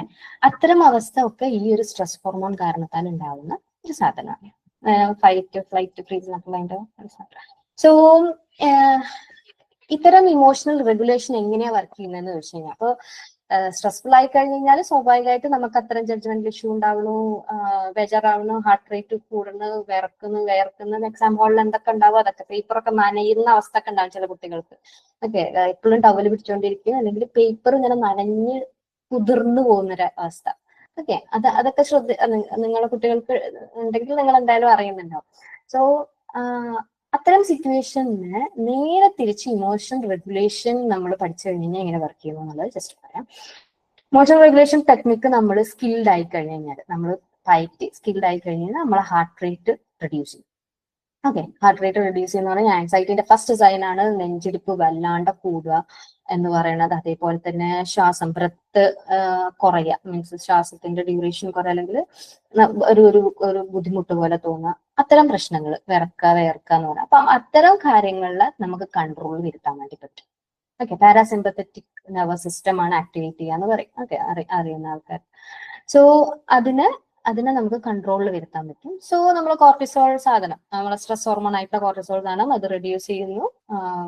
നമുക്ക് നല്ല മെന്റൽ ക്ലാരിറ്റി ഉണ്ടാവും, വായിച്ചത് മനസ്സിലാവും, കറക്റ്റ് ആൻസർ എഴുതാൻ വേണ്ടി പറ്റും, വെറുതെ പാനിക് ആവൂല. ഒരു ആൻസർ അറിയില്ലെങ്കിൽ അടുത്ത ആൻസർ, അത് അറിയില്ലെങ്കിൽ അടുത്ത ആൻസർ, ഓഫ് ലാസ്റ്റ് നമുക്ക് അറിയുന്ന രീതിയിലാവുന്ന സമയത്ത് നമുക്ക് എടുത്ത് എഴുതാൻ പറ്റുന്ന ഒരു അവസ്ഥ. സോ കംപ്ലീറ്റ് കൺട്രോൾ നമ്മുടെ കയ്യിൽ തന്നെ നിൽക്കുന്ന ഒരു രീതിയിലേക്ക് ആയിട്ട് മാറ്റാൻ വേണ്ടിയിട്ട് പറ്റും.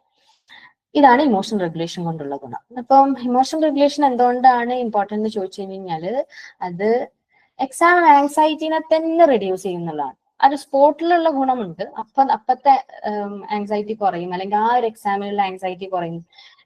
ഈ കുട്ടിക്ക് എക്സാം ആങ്സൈറ്റി ഉണ്ടാകുന്നത് തന്നെ പോകെ ഇല്ലാണ്ടായി പോകും.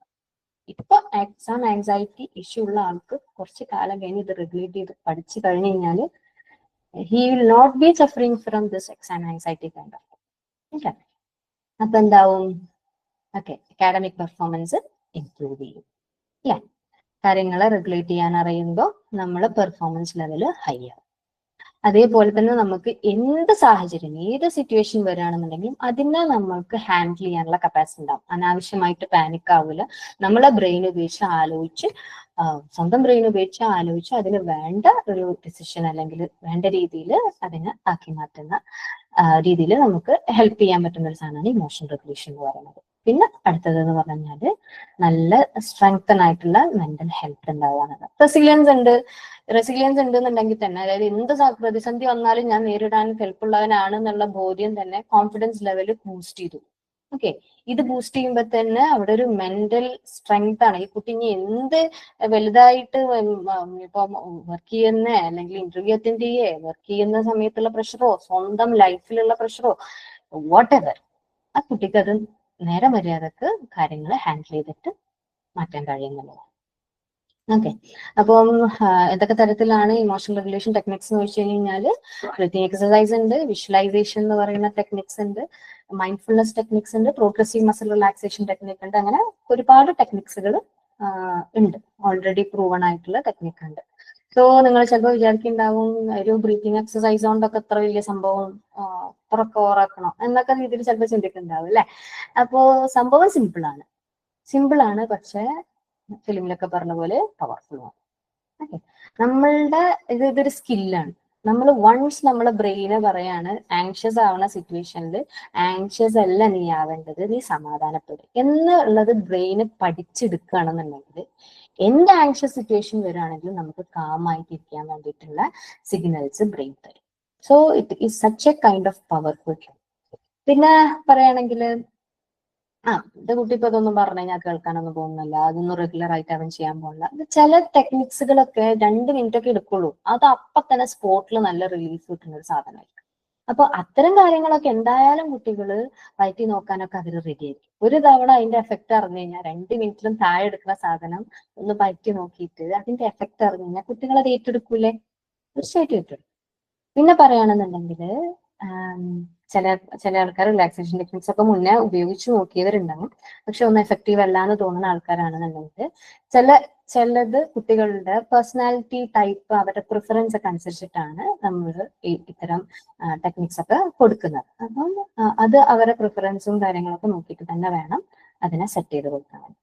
നമുക്ക് ടൈം ഷോർട്ടേജ് ഉണ്ട്, ഓൾറെഡി ഇത് 8:56 റിലാക്സേഷൻ ടെക്നിക് എന്ന് പറയുന്നത് നമുക്ക് ചെയ്ത് നോക്കണം.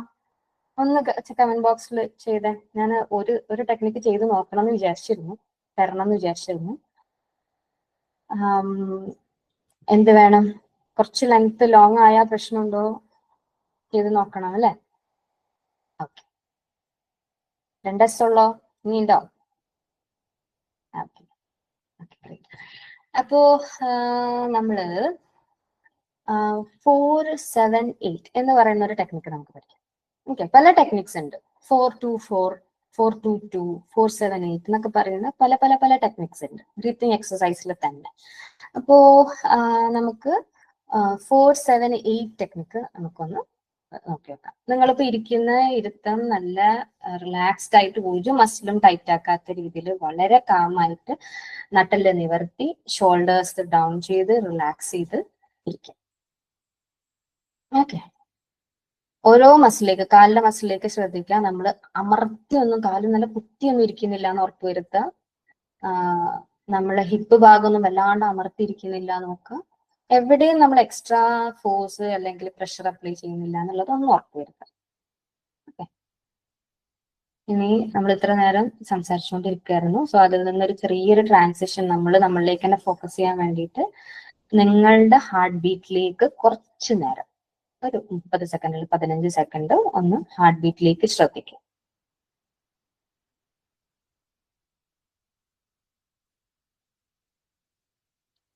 ഞാൻ പറയുന്ന ടെക്നിക്ക് 4-7-8 ആണ്. അതായത് 4 സെക്കൻഡ് ബ്രീത്ത് ഇൻ ചെയ്യുക, 7 സെക്കൻഡ് നമ്മൾ ബ്രീത്ത് ഹോൾഡ് ചെയ്യുക, 8 സെക്കൻഡ് ബ്രീത്ത് ഔട്ട് ചെയ്യുക. എന്നിട്ട് വീണ്ടും ഈ സൈക്കിൾ നമ്മൾ ഒരു 3 സൈക്കിൾ വരെ ചെയ്ത് നോക്കാം കേട്ടോ. ഈ സൈക്കിൾ നമ്മൾ റിപ്പീറ്റ് ചെയ്യും. ഇങ്ങനെയാണ് ചെയ്യണത്. സോ നിങ്ങൾ റെഡിയാണെന്ന് വിചാരിക്കുന്നു. 4 വരെ എണ്ണുമ്പോഴേക്കും ബ്രീത്ത് ഇൻ ചെയ്യണം. ഞാൻ ഗൈഡ് ചെയ്യൂ കേട്ടോ. ഗൈഡ് ചെയ്യുന്നതിനനുസരിച്ചിട്ട് നിങ്ങൾക്ക് വേണമെന്നുണ്ടെങ്കിൽ കണ്ണടച്ചിരിക്കണമെങ്കിൽ കണ്ണടച്ചിരിക്കുക. സോ ദാറ്റ് നിങ്ങൾ നിങ്ങളിലേക്ക് കൂടുതൽ ഫോക്കസ്ഡ് ആവും. ഇതിന്റെ എഫക്ട് കുറച്ചും കൂടെ ഒക്കെ നന്നായിരിക്കും. കംഫർട്ടബിൾ ആണെങ്കിൽ മാത്രം. റെഡി അല്ലേ? So breathe in 1, 2, 3, 4. Hold 1, 2, 3, 4, 5, 6, 7. Breathe out 1, 2, 3, 4, 5, 6, 7, 8. Breathe in. മൂക്കിലൂടെ breath in ചെയ്യുക. 1, 2, 3, 4. Hold 1, 2, 3, 4, 5, 6, 7. ഇനി വായിലൂടെ ബ്രീത്ത് ഔട്ട് ചെയ്യാം. 1, 2, 3, 4, 5, 6, 7, 8. ബ്രീത്ത് ഇൻ മൂക്കിലൂടെ 1, 2, 3, 4. Hold 1, 2, 3, 4, 5, 6, 7. ബ്രീത്ത് ഔട്ട് മൂക്കിലൂടെ പതിയെ ബ്രീത്ത് ഔട്ട് ചെയ്യാം. 8 സെക്കൻഡ്സ് വെച്ചിട്ട്. 1, 2, 3, 4, 5, 6, 7, 8. പതിയെ കണ്ണ് തുറക്കുക. സമയമെടുത്ത് കണ്ണ് തുറക്കുക.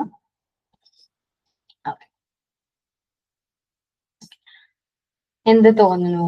What you felt? നമ്മൾ ജസ്റ്റ് 3 സൈക്കിളേ ചെയ്തിട്ടുള്ളൂ. എന്താ ഫീൽ ചെയ്തേ? ഒന്ന് കമന്റ് ബോക്സിൽ ഇട്ടേ.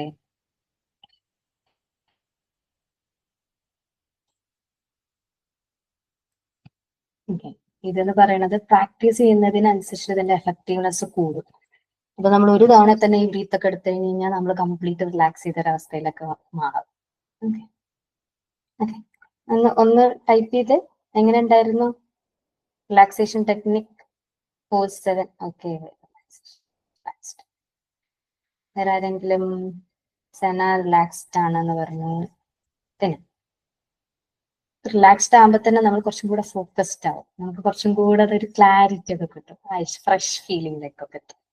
വേറെ ആർക്കെങ്കിലും ബുദ്ധിമുട്ട് തോന്നിയവരുണ്ടോ? സെന മാത്രമേ ഉള്ളോ?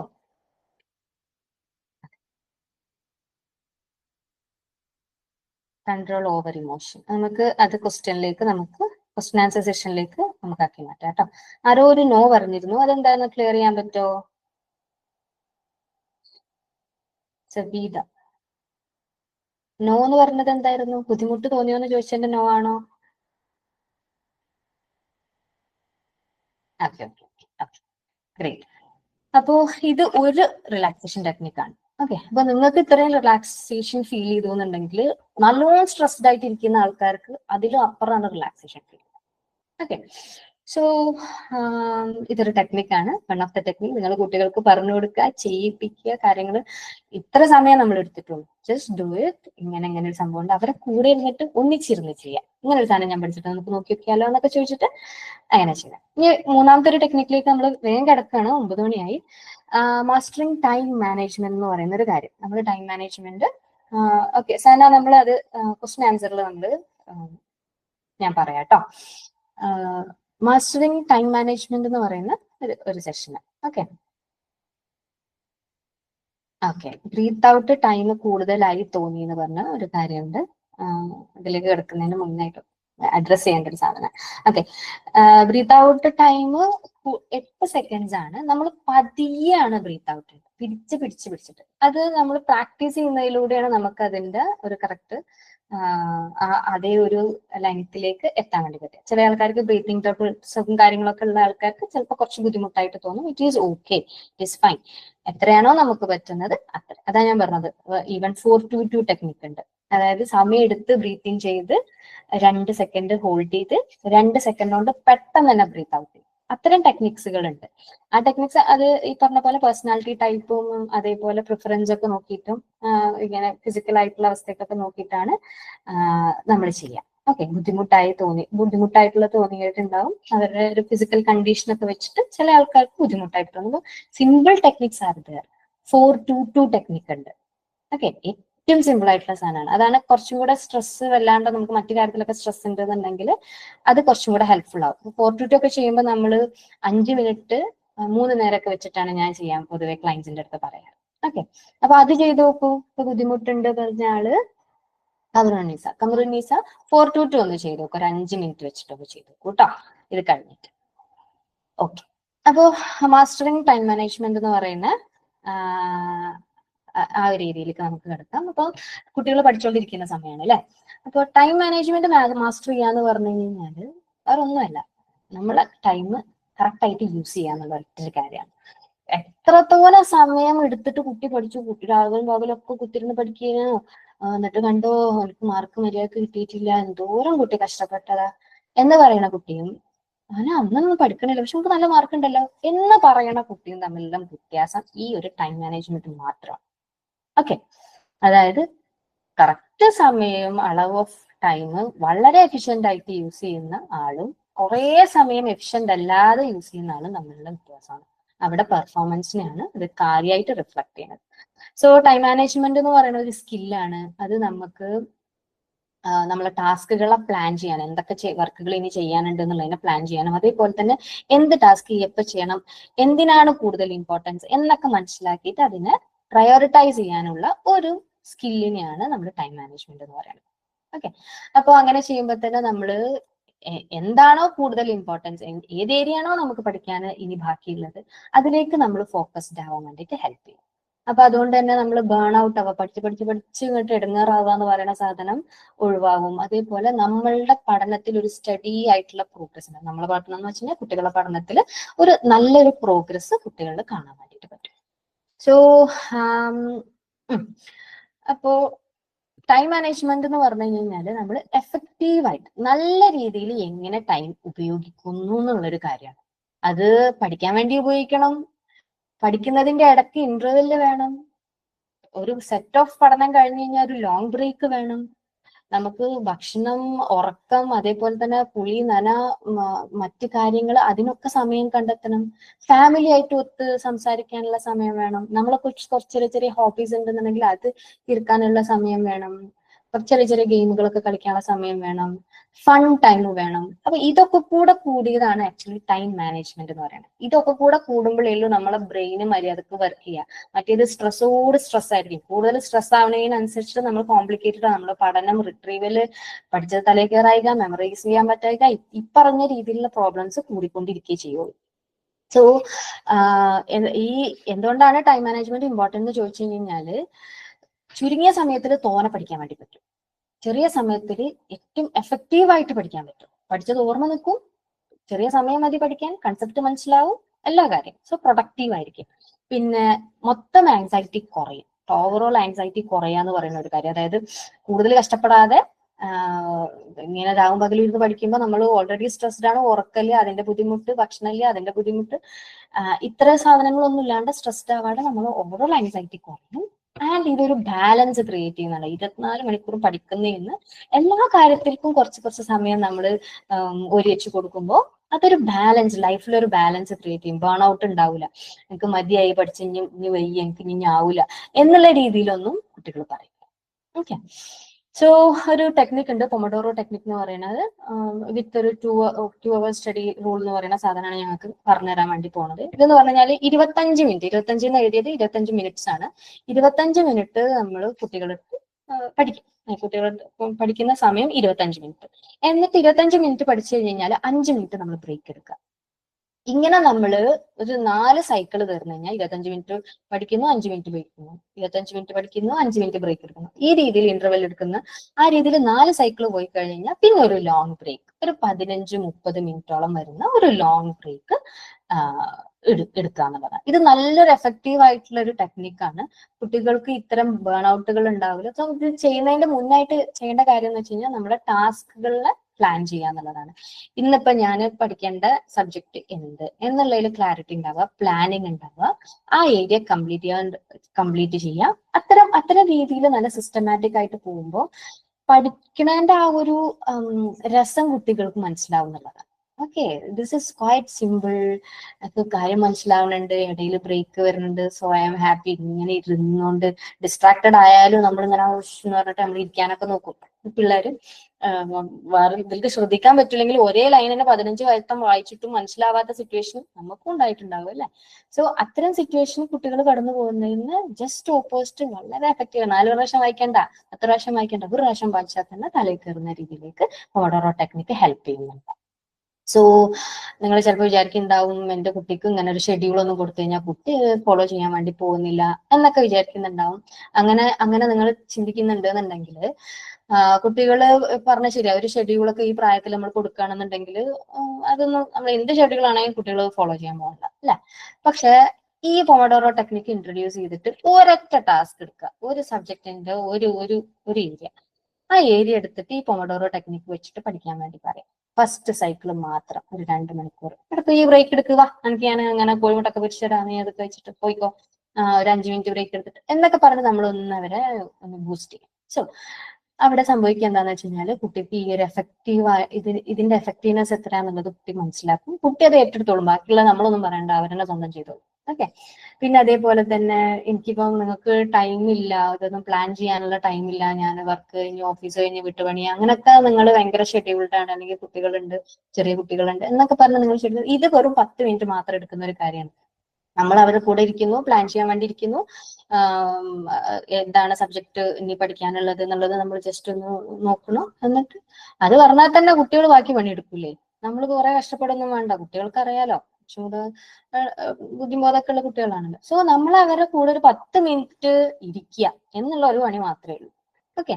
സോ ഇതൊന്നും എന്റെ കുട്ടിക്ക് വർക്ക് ചെയ്യൂല, അതൊക്കെ കുട്ടി ഭയങ്കര ഡിസ്ട്രാക്റ്റഡ് ആണോ, ഒന്നും നിൽക്കാനേ പോണില്ല എന്ന് പറയുകയാണെന്നുണ്ടെങ്കിൽ ഇത് കുട്ടികളുടെ ഡിസ്ട്രാക്ഷൻസ് കുറക്കാനുള്ള ടെക്നിക്കാണ്. ഓക്കെ, ആ കാര്യം ആദ്യം മനസ്സിലാക്കുക. അതായത് ഇതിന്റെ സയൻസ്, ഇതിന്റെ ബാക്കിലുള്ള സയൻസ് മനസ്സിലാക്കി കുട്ടികളിൽ പയറ്റി എത്രയോ കൊല്ലങ്ങളായിട്ട് ഉപയോഗിച്ചുകൊണ്ടിരിക്കുന്ന ടെക്നിക്കാണ് പൊമഡോറോ ടെക്നിക് എന്ന് പറയുന്നത്. സോ ഡിസ്ട്രാക്ഷൻസിനെ ഏറ്റവും മിനിമൽ ആക്കാനുള്ള ഒരു ടെക്നിക്കാണിത്. സോ നിങ്ങൾ ആദ്യം ചെയ്തു നോക്കുക എന്നുള്ള ഒരൊറ്റൊരു കാര്യമാണ്. ഓക്കെ, പറ്റി നോക്കൂ, ഒന്ന് എന്റെ കുട്ടികളുടെ അടുത്ത് പറയൂ കേട്ടോ. ഇനി 4ാമത്തെ സീക്രട്ട് എന്ന് പറയുന്നത് നമ്മൾ പ്രൊഫഷണൽ ഹെൽപ്പ് സീക്ക് ചെയ്യുക എന്നുള്ളത്. ഓക്കെ, നമ്മള് ഇത് നമ്മളെ കൊണ്ട് കുട്ടിയെ കൂടൂല, അല്ലെങ്കിൽ കുട്ടിക്ക് അത്രയും ആങ്സൈറ്റി ഉണ്ട്, കാര്യങ്ങൾ ഉണ്ടെന്നുണ്ടെങ്കിൽ, ഭയങ്കര എക്സ്ട്രീം സ്ട്രെസ്സിന്റെ സൈൻസ് കാണിക്കുന്നുണ്ട്, അല്ലെങ്കിൽ ഒരു ആങ്സൈറ്റി ഡിസോർഡർ ലെവലുണ്ട്, കുട്ടി എക്സാം വന്നു കഴിഞ്ഞാൽ കംപ്ലീറ്റ് ബ്ലാങ്ക് ആയി പോകണം, ഒന്നും ചെയ്യാൻ വേണ്ടി പറ്റുന്നില്ല, വേർക്കുന്ന പേപ്പർ കീറി പോകുന്ന, എന്നൊക്കെ പറഞ്ഞിട്ടുള്ള പല പേപ്പർ കെട്ടാൻ വേണ്ടി മറന്നുപോയിട്ട് അങ്ങനെ സംഭവിച്ചു ഇങ്ങനെ സംഭവിച്ചു എന്നൊക്കെ പറയുന്ന സിറ്റുവേഷൻസ്, അത് കുറച്ചും കൂടെ എക്സ്ട്രീം ആയിട്ടുള്ള സ്ട്രെസ് ഉള്ള പിള്ളേരുണ്ടാവും. സോ ഞാൻ ഒരു സർവേ നടത്തിയപ്പോൾ ഓൾമോസ്റ്റ് 30% കുട്ടികൾക്ക് എക്സ്ട്രീം ആങ്സൈറ്റി ഉണ്ട് എന്നുള്ളതാണ് എനിക്ക് മനസ്സിലാക്കാൻ വേണ്ടി പറ്റിയിട്ടുള്ളത്. ഓക്കെ, സോ മിക്ക കുട്ടികളൊന്നും തെറപ്പി സീക്ക് ചെയ്യൂല. കാരണം അറിയാലോ, സൈക്കോളജിസ്റ്റ് എന്നൊക്കെ പറഞ്ഞു കഴിഞ്ഞാൽ നെഗറ്റീവ് ആയിട്ട് കാണുന്ന ആൾക്കാരാണ്. എക്സാം സ്ട്രെസ്സിന് ഇപ്പം സൈക്കോളജിസ്റ്റിനെ പോയി കാണുമെന്ന് ചോദിക്കുന്ന ആൾക്കാരാണ് നമ്മളെല്ലാവരും, അല്ലെ? അത് വലിയ ഭ്രാന്തുള്ളവരൊക്കെയാണ് പോണത്, അല്ലെങ്കിൽ ഭയങ്കര എന്തോ പ്രശ്നമുള്ളവരാണ് പോണത്, അല്ലെങ്കിൽ നാട്ടുകാർ അറിഞ്ഞാൽ മോശം, അല്ലെ? അങ്ങനെയൊന്നും അല്ല കാര്യങ്ങൾ കേട്ടോ. നമ്മളാണ് നമ്മളെ കുട്ടികളെ നോക്കാനുള്ളൂ, നാട്ടുകാരൊന്നും വന്ന് നോക്കൂല. ഓക്കെ, അപ്പം സിവിയർ ആങ്സൈറ്റി സ്ട്രെസ് എന്നൊക്കെ പറയുമ്പോൾ ഫിസിക്കൽ സിംറ്റംസ് ഉണ്ടാവും. അവർക്ക് ഭയങ്കര ഹാർട്ട് റേറ്റ് കൂടുതൽ, ഭയങ്കരമായിട്ട് ഹൃദയമിടിപ്പ് ഉണ്ടാവുക, ചെറിയ ഷോർട്ട്നെസ്, ബ്രീത്ത് ഭയങ്കര ചെറുതായി പോവുക, എടുത്തിട്ട് നിറയണില്ല അല്ലെങ്കിൽ കുടുങ്ങിപ്പോയൊരു അവസ്ഥക്ക്, നംബ്നെസ്, അതേപോലെ ഷിവറിങ്, ഇങ്ങനെ വിറച്ചുകൊണ്ടിരിക്കുക, സ്വെറ്റ് ചെയ്യുക, അതേപോലെ തന്നെ വേദനകള്, വയറുവേദന, തലവേദന, അവിടെ തല ചുറ്റുക എന്നൊക്കെ പറയുന്ന കാര്യങ്ങളൊക്കെ നിങ്ങൾ ചിലപ്പോൾ കേട്ടിട്ടുണ്ടാകും. അതേപോലെ തന്നെ കാര്യങ്ങളൊക്കെ മറന്നു പോവുക, എക്സാമിന് എഴുതാൻ വേണ്ടി ഇരിക്കുമ്പോൾ മറന്നു പോവുക, ബ്ലാങ്ക് ആയി പോവുക, പെട്ടെന്ന് പാനിക് അറ്റാക്ക് പോലെ വരിക, ലൈക്ക് എന്തോ ഭയങ്കര ഇതായിട്ട് പെട്ടെന്ന് ഹാർട്ട് റേറ്റ് ഒക്കെ കൂടി എന്തോ സംഭവിച്ച അറ്റാക്ക് പോലൊക്കെ എന്തോ സംഭവിച്ചൊരവസ്ഥയിലേക്ക് വരിക, അങ്ങനത്തെ ഒക്കെ ഉള്ള കുട്ടികൾ. അതേപോലെ തന്നെ അറ്റൻഷൻ കോൺസെൻട്രേറ്റ് ചെയ്യാൻ എങ്ങനെ നോക്കിയിട്ടും കുട്ടിക്ക് അറ്റൻഷൻ പറ്റുന്നില്ല, അറ്റൻഡ് ചെയ്യാൻ പറ്റുന്നില്ല, കോൺസെൻട്രേറ്റ് ചെയ്യാൻ പറ്റുന്നില്ല എന്ന് പറയുന്ന കണ്ടീഷൻസ്, മെമ്മറിയിൽ കാര്യമായിട്ടുള്ള പ്രോബ്ലം, ഒന്നും ഓർത്തെടുക്കാൻ പറ്റുന്നില്ല, ഓർക്കാൻ പറ്റില്ല, ഓർക്കാൻ പറ്റുന്നില്ല എന്ന് പറയുന്ന പ്രശ്നങ്ങള്, ഭയങ്കരമായിട്ട് സെൽഫ് ഡൗട്ട്, ഇതിനെ കൊണ്ട് പറ്റൂല, ഞാനില്ല എന്ന് പറയുന്ന ഒരു കണ്ടീഷൻ, അല്ലെങ്കിൽ എനിക്ക് ലൈഫ് എനിക്ക് പറ്റിയ ലൈഫ് അല്ല, സം കൈൻഡ് ഓഫ്. ഇപ്പൊ കുട്ടികളൊക്കെ ചിന്തിക്കുന്ന ലെവൽ എങ്ങനെയെന്ന് പോലും നമുക്ക് മനസ്സിലാവണില്ല, അത്രയും നെഗറ്റിവിസ്റ്റിക് ആയിട്ട് മാറിയിരിക്കുന്നു കുട്ടികൾ. ഒരു ചില കേസുകളൊക്കെ കേൾക്കുമ്പോൾ നമ്മൾ ആകെ നമുക്ക് ഹെൽപ്പ് ചെയ്യാൻ പറ്റാത്തതിന്റെ ഒരു വിഷമം ഉണ്ടാവും, സ്വാഭാവികമാണല്ലോ നമ്മൾ ഈ ഒരു സിറ്റുവേഷനിൽ ഇരിക്കുമ്പോൾ. സോ അത്തരത്തിലുള്ള സെൽഫ് ഡൗട്ട്, നെഗറ്റീവ് ആയിട്ടുള്ള തോട്ട്, വീട്ടിൽ നിന്ന് ഇറങ്ങി പോകുന്ന അവസ്ഥ, എനിക്കിവിടെ നിൽക്കാൻ വയ്യ, പ്രഷർ, അത്തരം രീതിയിലുള്ള, അതിലേക്ക് എത്തിയിട്ടില്ലെങ്കിൽ അതിലേക്ക് എത്താൻ വേണ്ടി നിൽക്കരുത്. അത്തരം നെഗറ്റീവ് തോട്ട്സുകൾ ഉണ്ടോ കുട്ടികളിൽ എന്നുള്ളത് നമ്മൾ നോക്കുക. പിന്നെ അതേപോലെ തന്നെ ഇമോഷൻ റെഗുലേറ്റ് ചെയ്യാൻ പറ്റാണ്ടിരിക്കുക, പെട്ടെന്ന് കരഞ്ഞു പോവുക, അല്ലെങ്കിൽ പെട്ടെന്ന് ഔട്ട് ബേസ്റ്റ് ചെയ്യുക, എന്താ പറയാ, ഭയങ്കര ദേഷ്യം പിടിക്കുക, സാധനങ്ങളൊക്കെ എടുത്ത് വലിച്ചെറിയുക, നമ്മൾ എന്തെങ്കിലും ഒന്ന് പറഞ്ഞു ചെന്ന് കഴിഞ്ഞാൽ അപ്പോഴേക്കിനും അവര് ഭയങ്കര രൂക്ഷമായിട്ട് നോക്കുക, അവരെ പേടിച്ചിട്ട് നമ്മൾ ജീവിക്കുന്ന ഒരു അവസ്ഥയിലേക്ക് വരിക. അതേപോലെ തന്നെ ലൈക്ക് അവര് ഒരു കുടുങ്ങിയൊരവസ്ഥ, ഒരു എന്താ പറയാ, അവർ ഇതിൽ നിന്നൊരു രക്ഷയില്ലല്ലോ, ഈ ജീവിതത്തിൽ നിന്ന് രക്ഷയില്ലല്ലോ എന്നുള്ള ഒരു ലെവലിലേക്ക് അവരിങ്ങനെ കുടുങ്ങിയൊരവസ്ഥ. അത്തരം സിറ്റുവേഷൻസ് ഒക്കെ നമ്മൾ കുട്ടികൾ പോകുന്നുണ്ടോ നോക്കുക. യു മസ്റ്റ് കൺസൾട്ട് സമ്മൺ, ഒരു സൈക്കോളജിസ്റ്റിനെ കൺസൾട്ട് ചെയ്യാന്നുള്ളത് ഇമ്പോർട്ടന്റ് ആണ്. സോ പ്രൊഫഷണൽ ഹെൽപ്പ് സീക്ക് ചെയ്യാത്തതിന്റെ ബുദ്ധിമുട്ടുകൾ, അല്ലെങ്കിൽ എന്തുകൊണ്ട് സീക്ക് ചെയ്യുന്നില്ല എന്ന് വെച്ച് കഴിഞ്ഞാൽ നമ്മളെ മെന്റൽ സെറ്റ് തന്നെയാണ്, നമ്മളെ മൈൻഡ് സെറ്റ് എന്താണോ അതാണ്. ഓക്കെ, വിചാരിക്കുകയാണ് നമ്മൾ ഭ്രാന്തന്മാരാണ് സൈക്കോളജിസ്റ്റിനെ കാണിക്കാൻ പോകുന്നുണ്ടെങ്കിൽ നിങ്ങൾ ഒരു കാര്യത്തിനും സൈക്കോളജിസ്റ്റിനെ കാണാൻ വേണ്ടി പോകുന്നില്ല. ഓക്കെ, നിങ്ങൾ അങ്ങനെ തന്നെ ഇരിക്കും.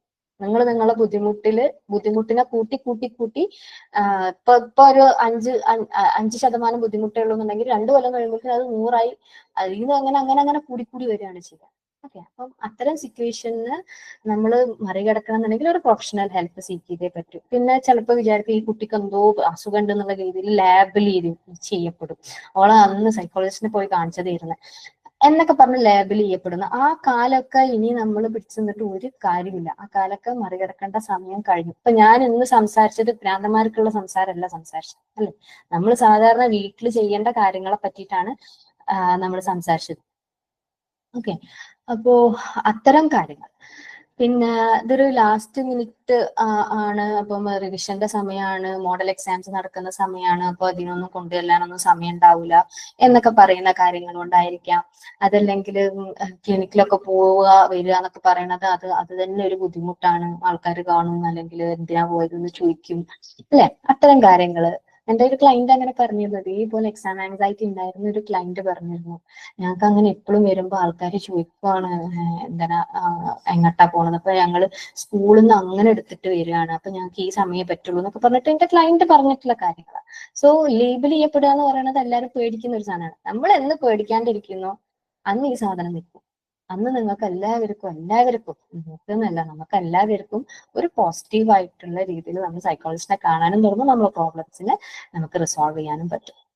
ഓക്കെ, പിന്നെ ഇതിപ്പോ ഇങ്ങനൊക്കെ നടത്തി കഴിഞ്ഞ് കഴിഞ്ഞാൽ അത് എഫക്റ്റീവ് ആവോ ഇല്ലേ എന്നുള്ളൊരു തോട്ട് അല്ലെ, എത്രത്തോളം എഫക്റ്റീവ് ആകും എന്നുള്ളൊക്കെ ഒരു തോട്ട് കാരണത്താലൊക്കെ പ്രൊഫഷണൽ ഹെൽപ്പ് സീക്കിലാണ് ഉണ്ടാവാം. സോ നമ്മൾ ആക്ച്വലി ഒരു ഓൺലൈൻ പ്രോഗ്രാം കൊടുക്കാമെന്ന് വിചാരിക്കുന്നുണ്ട്. മിനിമം നമ്പർ ഓഫ് ക്വാണ്ടിറ്റി ഉണ്ടെന്നുണ്ടെങ്കിൽ മാത്രമേ ഉള്ളൂ, കുട്ടികൾ ഉണ്ടെന്നുണ്ടെങ്കിൽ മാത്രമേ ഉള്ളൂ നമ്മളൊരു ഗ്രൂപ്പ് സെഷൻ പോലെ തുടങ്ങും, അല്ലെങ്കിൽ പേഴ്സണൽ സെഷൻസ് തന്നെ ഞാൻ എടുക്കുന്നുണ്ട്, ഓൾറെഡി എടുത്തുകൊണ്ടിരിക്കുന്നുണ്ട്. പിന്നെ ഇങ്ങനെ എടുക്കുന്നതുകൊണ്ട് തന്നെ അത് ഓൺലൈൻ ത്രൂ ആണ് സെഷൻസ് എടുക്കുന്നത്. സോ അത് അപ്രോച്ചബിൾ ആയിരിക്കും, അഫോർഡബിൾ ആയിട്ടുള്ള എത്ര നമുക്ക് സ്റ്റുഡൻസ് ഉണ്ടോ അതിനനുസരിച്ച് നമുക്ക് അഫോർഡബിൾ ആക്കി മാറ്റാൻ വേണ്ടി പറ്റും. ആൻഡ് അത് എഫക്റ്റീവ് തന്നെയാണ്, കാരണം ഞാൻ കംപ്ലീറ്റ് കാര്യം ക്രിയേറ്റ് ചെയ്ത് ഓൾറെഡി സെറ്റ് ആക്കി വെച്ചിട്ടുള്ള കാര്യമാണ്. മുന്നത്തെ എക്സ്പീരിയൻസും എന്തൊക്കെ ബുദ്ധിമുട്ടുകൾ വരുന്നു എല്ലാം നോക്കി സെറ്റ് ചെയ്ത് വെച്ചിട്ടുള്ള ഒരു കാര്യം തന്നെയാണ്. And it will be quite friendly. എങ്ങനെയാണോ കുട്ടികളെ പോലെ തന്നെ നിന്ന് നമുക്ക് കാര്യങ്ങൾ ഹാൻഡിൽ ചെയ്യാവുന്നതേ ഉള്ളൂ. സോ നിങ്ങൾക്ക് ഞാൻ ഒരു ക്വസ്റ്റ്യനാർ തരുന്നുണ്ട്, ഞാൻ ഗ്രൂപ്പിൽ ഷെയർ ചെയ്യാം. അപ്പം ആ ക്വസ്റ്റ്യനാറിലൂടെ നിങ്ങൾ ഒന്ന് കടന്നു പോകണം. ഇപ്പോഴല്ല, ഞാൻ സെഷൻ കഴിഞ്ഞതിന് ശേഷം ഷെയർ ചെയ്യുന്നുണ്ടാവാം. കുറച്ച് ക്വസ്റ്റ്യൻസ് കാര്യങ്ങളൊക്കെയാണ്, നമ്മളെ കുട്ടിക്ക് എത്രത്തോളം ആൻസൈറ്റി ഉണ്ട് എന്നുള്ളത് അസസ് ചെയ്യാൻ വേണ്ടിയിട്ടുള്ള ഒരു കാര്യമാണ്. നിങ്ങൾ തന്നെ അത് അസസ് ചെയ്യുക, അതിന്റെ സ്കോർ കയ്യിൽ കണ്ടുവെക്കുക, എന്നിട്ട് ഞാൻ അതിന്റെ കാര്യങ്ങളൊക്കെ പറഞ്ഞുതരാം. ജസ്റ്റ് അസസ്മെന്റ് നടക്കട്ടെ, എന്നിട്ട് നിങ്ങൾക്ക് നിങ്ങളെ കുട്ടിക്ക് വേണ്ട റൈറ്റ് ഡിസിഷൻ നിങ്ങൾ എടുക്കുക. നിങ്ങൾക്ക് പറഞ്ഞു തന്നിട്ടുള്ള ചേഞ്ചുകൾ നിങ്ങൾ മാറ്റം വരുത്തേണ്ടത് മറ്റു കാര്യങ്ങളൊക്കെ നിങ്ങൾ ഇന്ന് തൊട്ട് തന്നെ ലൈഫിൽ കൊണ്ടുവരും. ഓക്കെ, പിന്നെ ഓക്കെ, നമ്മൾ വെബിനാർ ഓൾമോസ്റ്റ് വൈൻഡപ്പ് ചെയ്യാണ്. നിങ്ങൾ ഈ ഒരു സെഷനെ പറ്റിയിട്ട് നിങ്ങൾക്ക് എന്ത് ഫീൽ ചെയ്യും, ക്വസ്റ്റ്യൻ ആൻസർ സെഷന് നമ്മൾ വരുന്നുണ്ട്, അതിന്റെ മുമ്പ് നിങ്ങൾക്ക് ഈ വെബിനാറെ കുറിച്ച് എന്ത് ഫീൽ ചെയ്തോ അതൊന്ന് ജസ്റ്റ് ടൈപ്പ് ചെയ്യാം കേട്ടോ. അതിനെപ്പറ്റി ഒറ്റ വാക്കിൽ നിങ്ങൾക്ക് എന്ത് പറയാൻ പറ്റുമോ അതൊന്ന് പറയാം.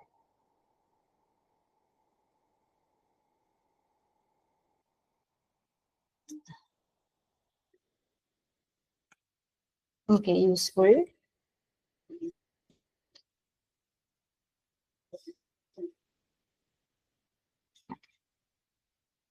How to take efficient breaks while learning. ഞാൻ പറഞ്ഞു എന്നാണ് തോന്നുന്നത്, 5 minutes ബ്രേക്ക് കൊടുക്കാന്ന് പറഞ്ഞത്. പൊമഡോറോ ടെക്നിക് ഒക്കെ ആ കാര്യമാണ് നമ്മൾ ഫോക്കസ് ചെയ്തിട്ടുള്ളത് കേട്ടോ. 2 ക്വസ്റ്റ്യൻസ് ആണ് ഇതുവരെ വന്നത്. Okay, nice presentation, very informative, thank you so much. Useful, thank you. Okay, useful, very useful, thank you so much. Okay, വേറെ എന്തെങ്കിലും പറയാനുണ്ടോ?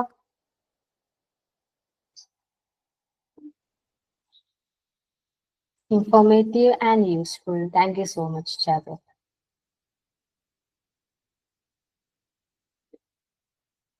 നല്ലതായിരുന്നു, useful, informative, thank you so much.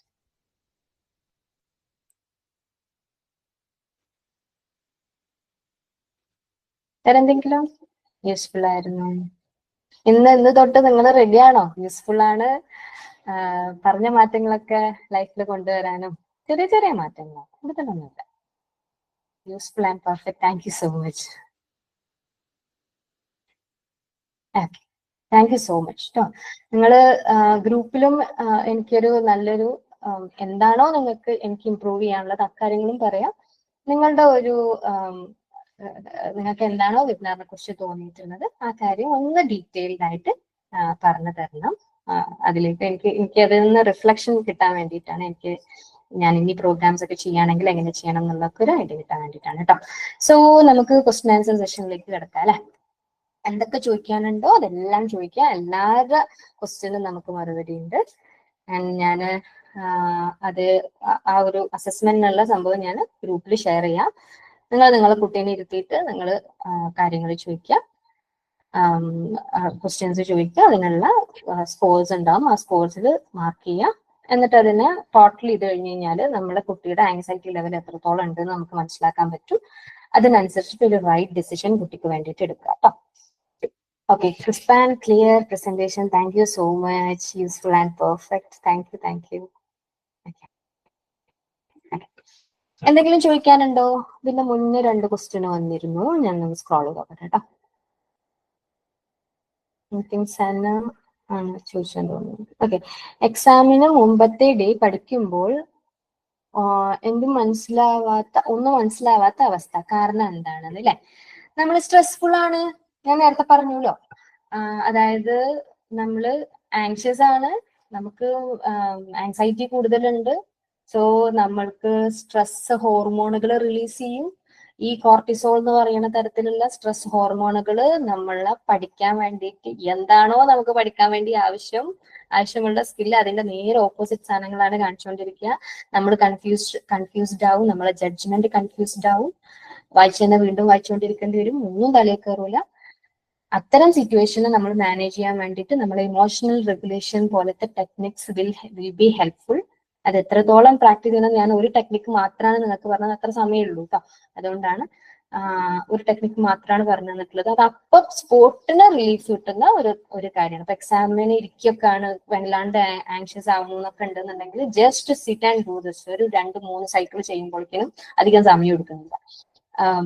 പ്രശ്നങ്ങളൊക്കെ നമ്മൾ ആ ആങ്സൈറ്റി ലെവലൊക്കെ കുറഞ്ഞ് നമ്മളുടെ ബ്രെയിനൊക്കെ ക്ലിയർ ആയി, കോർട്ടിസോൾ ലെവലൊക്കെ കുറഞ്ഞ് നല്ല രീതിയിൽ എക്സാം വായിക്കാനും മീൻസ് ക്വസ്റ്റ്യൻസ് വായിക്കാൻ ആൻസർ ചെയ്യാനും വേണ്ടി പറ്റും. വേറെ ഏതെങ്കിലും ക്വസ്റ്റ്യൻ? ഓക്കെ, റിലാക്സേഷൻ ടെക്നിക്ക് ബുദ്ധിമുട്ടായിട്ട് തോന്നിയവര്, അവർക്ക് സ്ട്രെസ്ഫുൾ ആണെന്നുണ്ടെങ്കിൽ നിങ്ങൾക്ക് യൂസ് ചെയ്യാം. 4-2-2 ഒക്കെ യൂസ് ചെയ്തോ കേട്ടോ. 4-2-2 ടെക്നിക്സ് ഒക്കെ യൂസ് ചെയ്യും. 4-2-2 എന്ന് പറയുന്നതും സെയിം ആണ്. Breathe in 4, hold 2, breathe out 2 എന്നുള്ള രീതിയിൽ. അപ്പൊ ബ്രീത്ത് ഔട്ട് നമ്മൾ കുറച്ച് സ്പീഡിൽ ചെയ്യേണ്ടി വരും.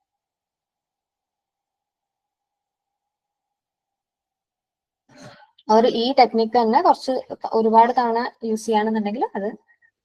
ഇന്റർവെൽ എടുക്കുമ്പോൾ മൊബൈൽ ഫോൺ ഉപയോഗിക്കാമോ, TV കാണാമോ എന്ന് ചോദിച്ച ക്വസ്റ്റ്യൻ. 5 മിനിറ്റ് ഇന്റർവെല്ലിൽ നമുക്ക് എന്ത് ചെയ്യാൻ പറ്റും?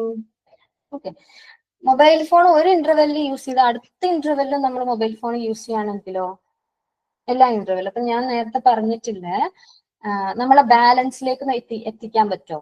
ഫാമിലിന്റെ കൂടെ ടൈം, എന്തെങ്കിലുമൊക്കെ കുറിക്കാനുള്ള സമയം, കഴിക്കാനൊക്കെ ഉള്ള സമയം, അതേപോലെ നമ്മളുടെ ഹോബീസ്, എന്തെങ്കിലും വായിക്കുക അല്ലെങ്കിൽ പെയിന്റ് ചെയ്യുക, അങ്ങനത്തെ എന്തെങ്കിലും തരത്തിലുള്ള ഹോബീസ് ഉണ്ടെങ്കിൽ അത് ജസ്റ്റ് ഒന്ന് എത്തി നോക്കി പോകാനുള്ള സമയം. TV കാണുകയാണെങ്കിൽ ഒന്ന് എത്തി നോക്കി പോകാനുള്ള സമയം കിട്ടുള്ളൂ 5 മിനിറ്റ്. അത് 5-10 ആവരുത്.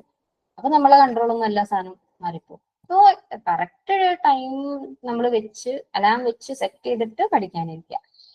മൊബൈൽ എടുത്തേ പറ്റുന്നുണ്ടെങ്കിൽ ഫസ്റ്റ് തവണ എടുക്കട്ടെ മൊബൈല്, നമ്മൾ അതും ഭയങ്കരമായിട്ട് പിടിച്ചു വെക്കണ്ട.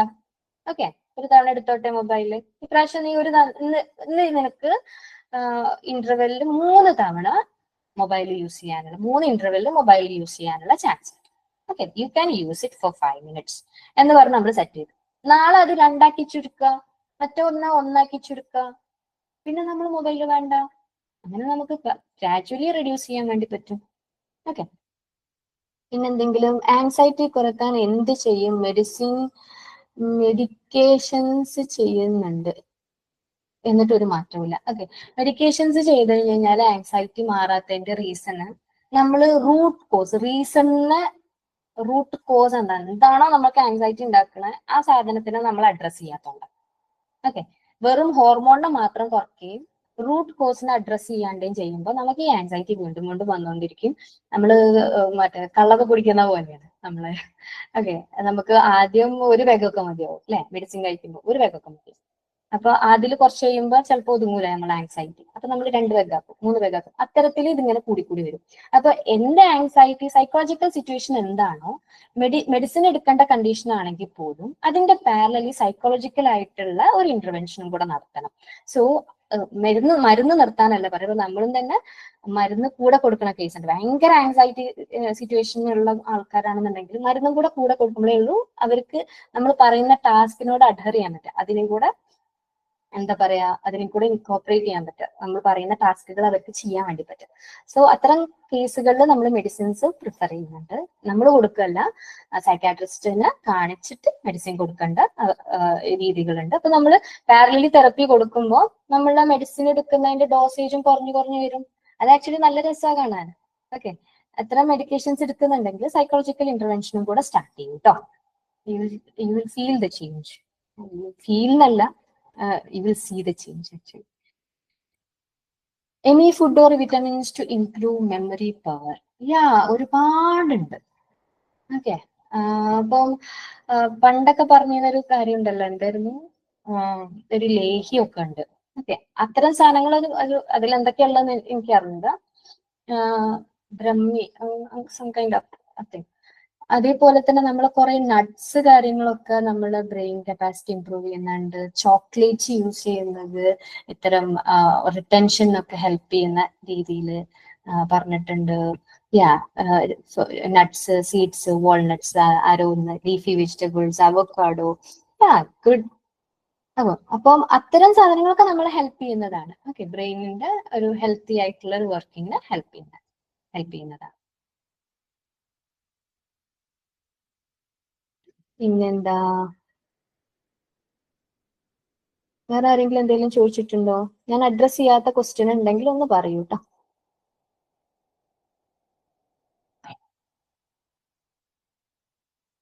കുട്ടിയെ ആങ്സൈറ്റി ഉണ്ട് എന്ന് അഡ്മിറ്റ് ചെയ്യാതെ ഒന്നിനോടും സഹകരിക്കൂല എന്നായിരിക്കും അല്ലെ?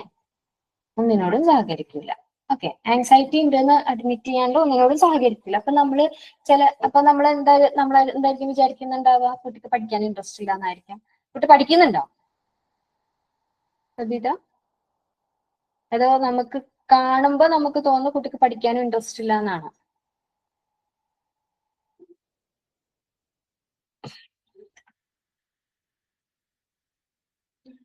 ഹലോ.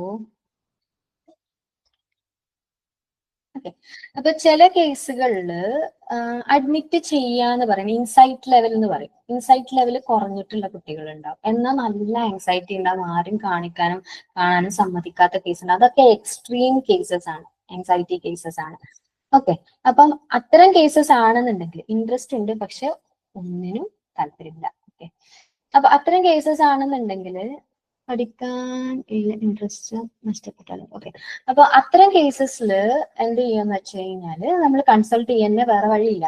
ഓക്കെ, അപ്പൊ അവർ ആങ്ഷ്യസ് അല്ലെങ്കിൽ അവരുടെ ഉള്ളിൽ എന്തെങ്കിലും നെഗറ്റീവ് തോട്ട്സ് ഉണ്ടാവും, അല്ലെങ്കിൽ നമ്മൾ ഓൾറെഡി വെച്ചിട്ടുള്ള ഒരു സ്റ്റിഗ്മ ഉണ്ടാവും. ആങ്സൈറ്റി ഉള്ള കുട്ടി, പഠിക്കാൻ പേടിയുള്ള കുട്ടി, അല്ലെങ്കിൽ എക്സാമിന് ബുദ്ധിമുട്ടുള്ള കുട്ടി എന്ന് പറഞ്ഞാൽ എന്തോ പ്രശ്നമുള്ള കുട്ടിയാ എന്നുള്ളത് നമ്മൾ ഏതോ കാലത്ത് പറഞ്ഞതോ ആരോടെങ്കിലും പറഞ്ഞതോ അല്ലെങ്കിൽ കുട്ടി തന്നെ മനസ്സിലാക്കിയതോ ആയിട്ടുള്ള ഒരു സത്യമല്ല, അത്തരം കാര്യങ്ങളുണ്ടാവും. അപ്പൊ അത്തരം കാര്യങ്ങൾക്ക് നമുക്ക് CBT ടെക്നിക്സ് ഒക്കെ ഉപയോഗിച്ച് ഈ കാര്യങ്ങളെ ബ്രേക്ക് ചെയ്തിട്ട് വേണം കുട്ടികളുടെ തെറപ്പി നടത്താൻ. ഓക്കെ, ഞാൻ പറഞ്ഞത് ക്ലിയർ ആയെന്ന് വിചാരിക്കുന്നു. പിന്നെ പഠിക്കാൻ ഇൻട്രസ്റ്റ് നഷ്ടപ്പെട്ടാൽ എന്ത് ചെയ്യും? Because of one subject. Okay, അപ്പം അത്തരം കാര്യങ്ങൾ, ആ വൺ സബ്ജക്റ്റിന് നമുക്ക് ഇൻട്രസ്റ്റ് എങ്ങനെ കൂട്ടാന്നുള്ളതാണ് കണ്ടത്. ഞാൻ ഇപ്പൊ പറഞ്ഞ പോലെ, ഞാൻ എക്സാമ്പിൾ പറയുന്നു, ഹിന്ദി ടീച്ചറിനെ ഇഷ്ടമില്ല, അതുകൊണ്ട് സബ്ജക്ട് ഇഷ്ടമല്ല, പഠിക്കുന്നില്ല എന്ന് പറയുന്ന കേസ് പറഞ്ഞത് ഓർക്കുന്നു എന്ന് വിചാരിക്കുന്നു. സോ അത്തരം കേസുകളിൽ നമ്മൾ എക്സ്ട്രാ സപ്പോർട്ട് ആ സബ്ജക്റ്റിന് കൊടുക്കുകയാണ്, വേറെ വഴിയില്ല. ഓക്കെ, പക്ഷെ ഇവിടെ നല്ല ടീച്ചറിനെ ആരെങ്കിലും നമ്മൾ ആക്കി കൊടുക്കുക, അല്ലെങ്കിൽ കുട്ടിനോടുള്ള പേഴ്സ്പെക്റ്റീവ് മാറ്റി, ടീച്ചർ അല്ല നമ്മളുടെ ഭാവി, നമ്മളാണ് നമ്മളെ ഭാവി എന്നുള്ള രീതിയിൽ നമ്മൾ CBT ടെക്നിക്സ് ഒക്കെ ഉപയോഗിച്ചിട്ട് നമ്മൾ അതിനെ ചേഞ്ച് ചെയ്ത് കൊടുക്കുക. സോ ദാറ്റ് അവർക്ക് ഇൻട്രസ്റ്റ് കാര്യങ്ങളൊക്കെ കൊടുക്കും.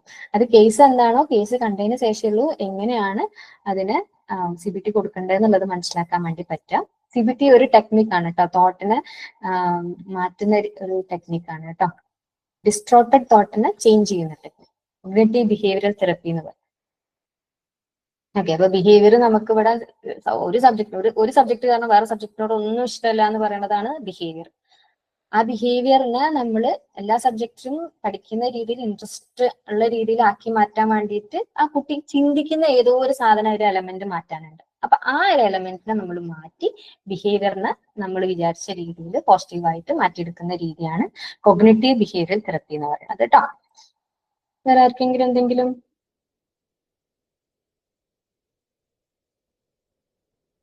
ക്വസ്റ്റ്യൻസ് ഉണ്ടോ?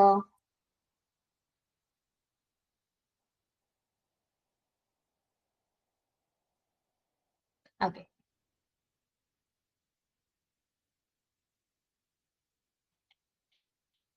ഐ ഹോപ്പ് എല്ലാതും ക്ലിയർ ആണെന്ന് വിചാരിക്കുന്നു. എന്തെങ്കിലും ഡൗട്ടുകൾ ഉണ്ടെന്നുണ്ടെങ്കിൽ ചോദിക്കാം. ഞാൻ പറഞ്ഞിട്ടുണ്ടായിരുന്നു ഞാൻ ഇങ്ങനെ കുട്ടികൾക്കായിട്ട് പ്രൊവൈഡ് ചെയ്യുന്നുണ്ട് എന്നുള്ളത്. അഡൽട്ട് കേസസ് എടുക്കുന്നുണ്ട് ഞാൻ. അതിന്റെ കൂടെ ഈ ഒരു സിറ്റുവേഷൻ ആയതുകൊണ്ട് ഓൺലൈനായിട്ട് കുട്ടികൾക്ക് പ്രൊവൈഡ് ചെയ്യാൻ ഞാൻ ഉദ്ദേശിക്കുന്നുണ്ട്. ഒരു കുറച്ച് കുട്ടികൾ ഉണ്ടെന്നുണ്ടെങ്കിലേ ഉള്ളൂ, ഒരു 10 കുട്ടികളെങ്കിലും മിനിമം നമുക്ക് വരാണെന്നുണ്ടെങ്കിലേ ഉള്ളൂ ഇതങ്ങനെ ഒരു ഗ്രൂപ്പ് ഫോം ആയിട്ട് നമുക്ക് ചെയ്യാൻ വേണ്ടി പറ്റുക. അതല്ലാന്നുണ്ടെങ്കിൽ പിന്നെ ഇൻഡിവിജ്വൽ സെഷൻ ഞാൻ എങ്ങനെ അഡൽട്ട് കേസ് എടുക്കുന്നോ അതേപോലെ തന്നെ ഇൻഡിവിജ്വൽ സെഷൻസ് ആയിരിക്കും എടുക്കുന്നുണ്ടാവുക കേട്ടോ. ആൻഡ് നിങ്ങൾക്ക് വേറെ ആരെങ്കിലും കൺസൾട്ട് ചെയ്യണമെങ്കിൽ അങ്ങനെയും ചെയ്യാം. No issues. Okay, okay, thank you so much കേട്ടോ. നിങ്ങൾ ഒരുപാട് പേര്, എത്ര പേരാണോ ഉണ്ടായിരുന്നത് അവര് ഓൾമോസ്റ്റ് അവസാനം വരെ നമ്മളെ കൂടെ നിന്നിട്ടുണ്ടായി. ഒരുപാട് സന്തോഷം. എന്തെങ്കിലും ഡൗട്ടുകൾ ഉണ്ടെന്നുണ്ടെങ്കിൽ ചോദിക്കുക. എന്തിനെ കുറിച്ച് അറിയണമെന്നുണ്ടെങ്കിൽ ഗ്രൂപ്പിൽ മെസ്സേജ് ചെയ്താൽ മതി. I will address it. Okay, thank you so much. Okay, അപ്പൊ നിങ്ങളെ കുട്ടികൾക്ക് വേണ്ടിയിട്ട് നല്ല തീരുമാനത്തിലേക്ക് എത്തുക. ഞാൻ ആ കാര്യം ഫോർവേഡ് ചെയ്യാം. ഗ്രൂപ്പില് നിങ്ങളുടെ എക്സ്പീരിയൻസിനെ ഷെയർ ചെയ്യുക, ഇൻഡെപ്ത് ആയിട്ട് ഷെയർ ചെയ്യുക കേട്ടോ. നിങ്ങൾക്ക് എന്താണോ ഫീൽ ചെയ്യുന്നത് അതേപോലെ തന്നെ അതിൽ ഗ്രൂപ്പിൽ റിഫ്ലക്ട് ചെയ്യുക. Thank you so much. Okay, bye bye, good night.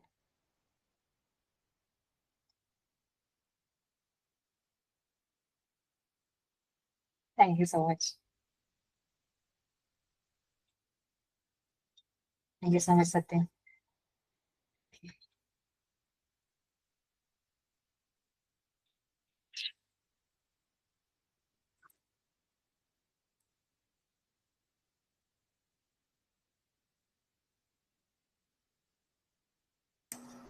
Thank you. Thank you Jaya.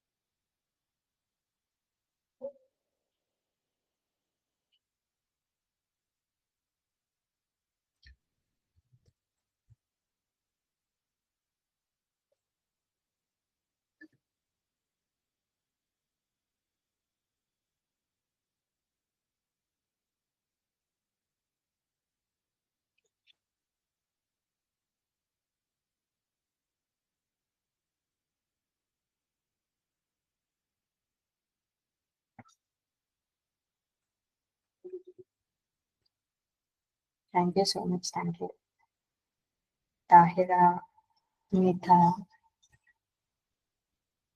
Jaya. Thank you, thank U.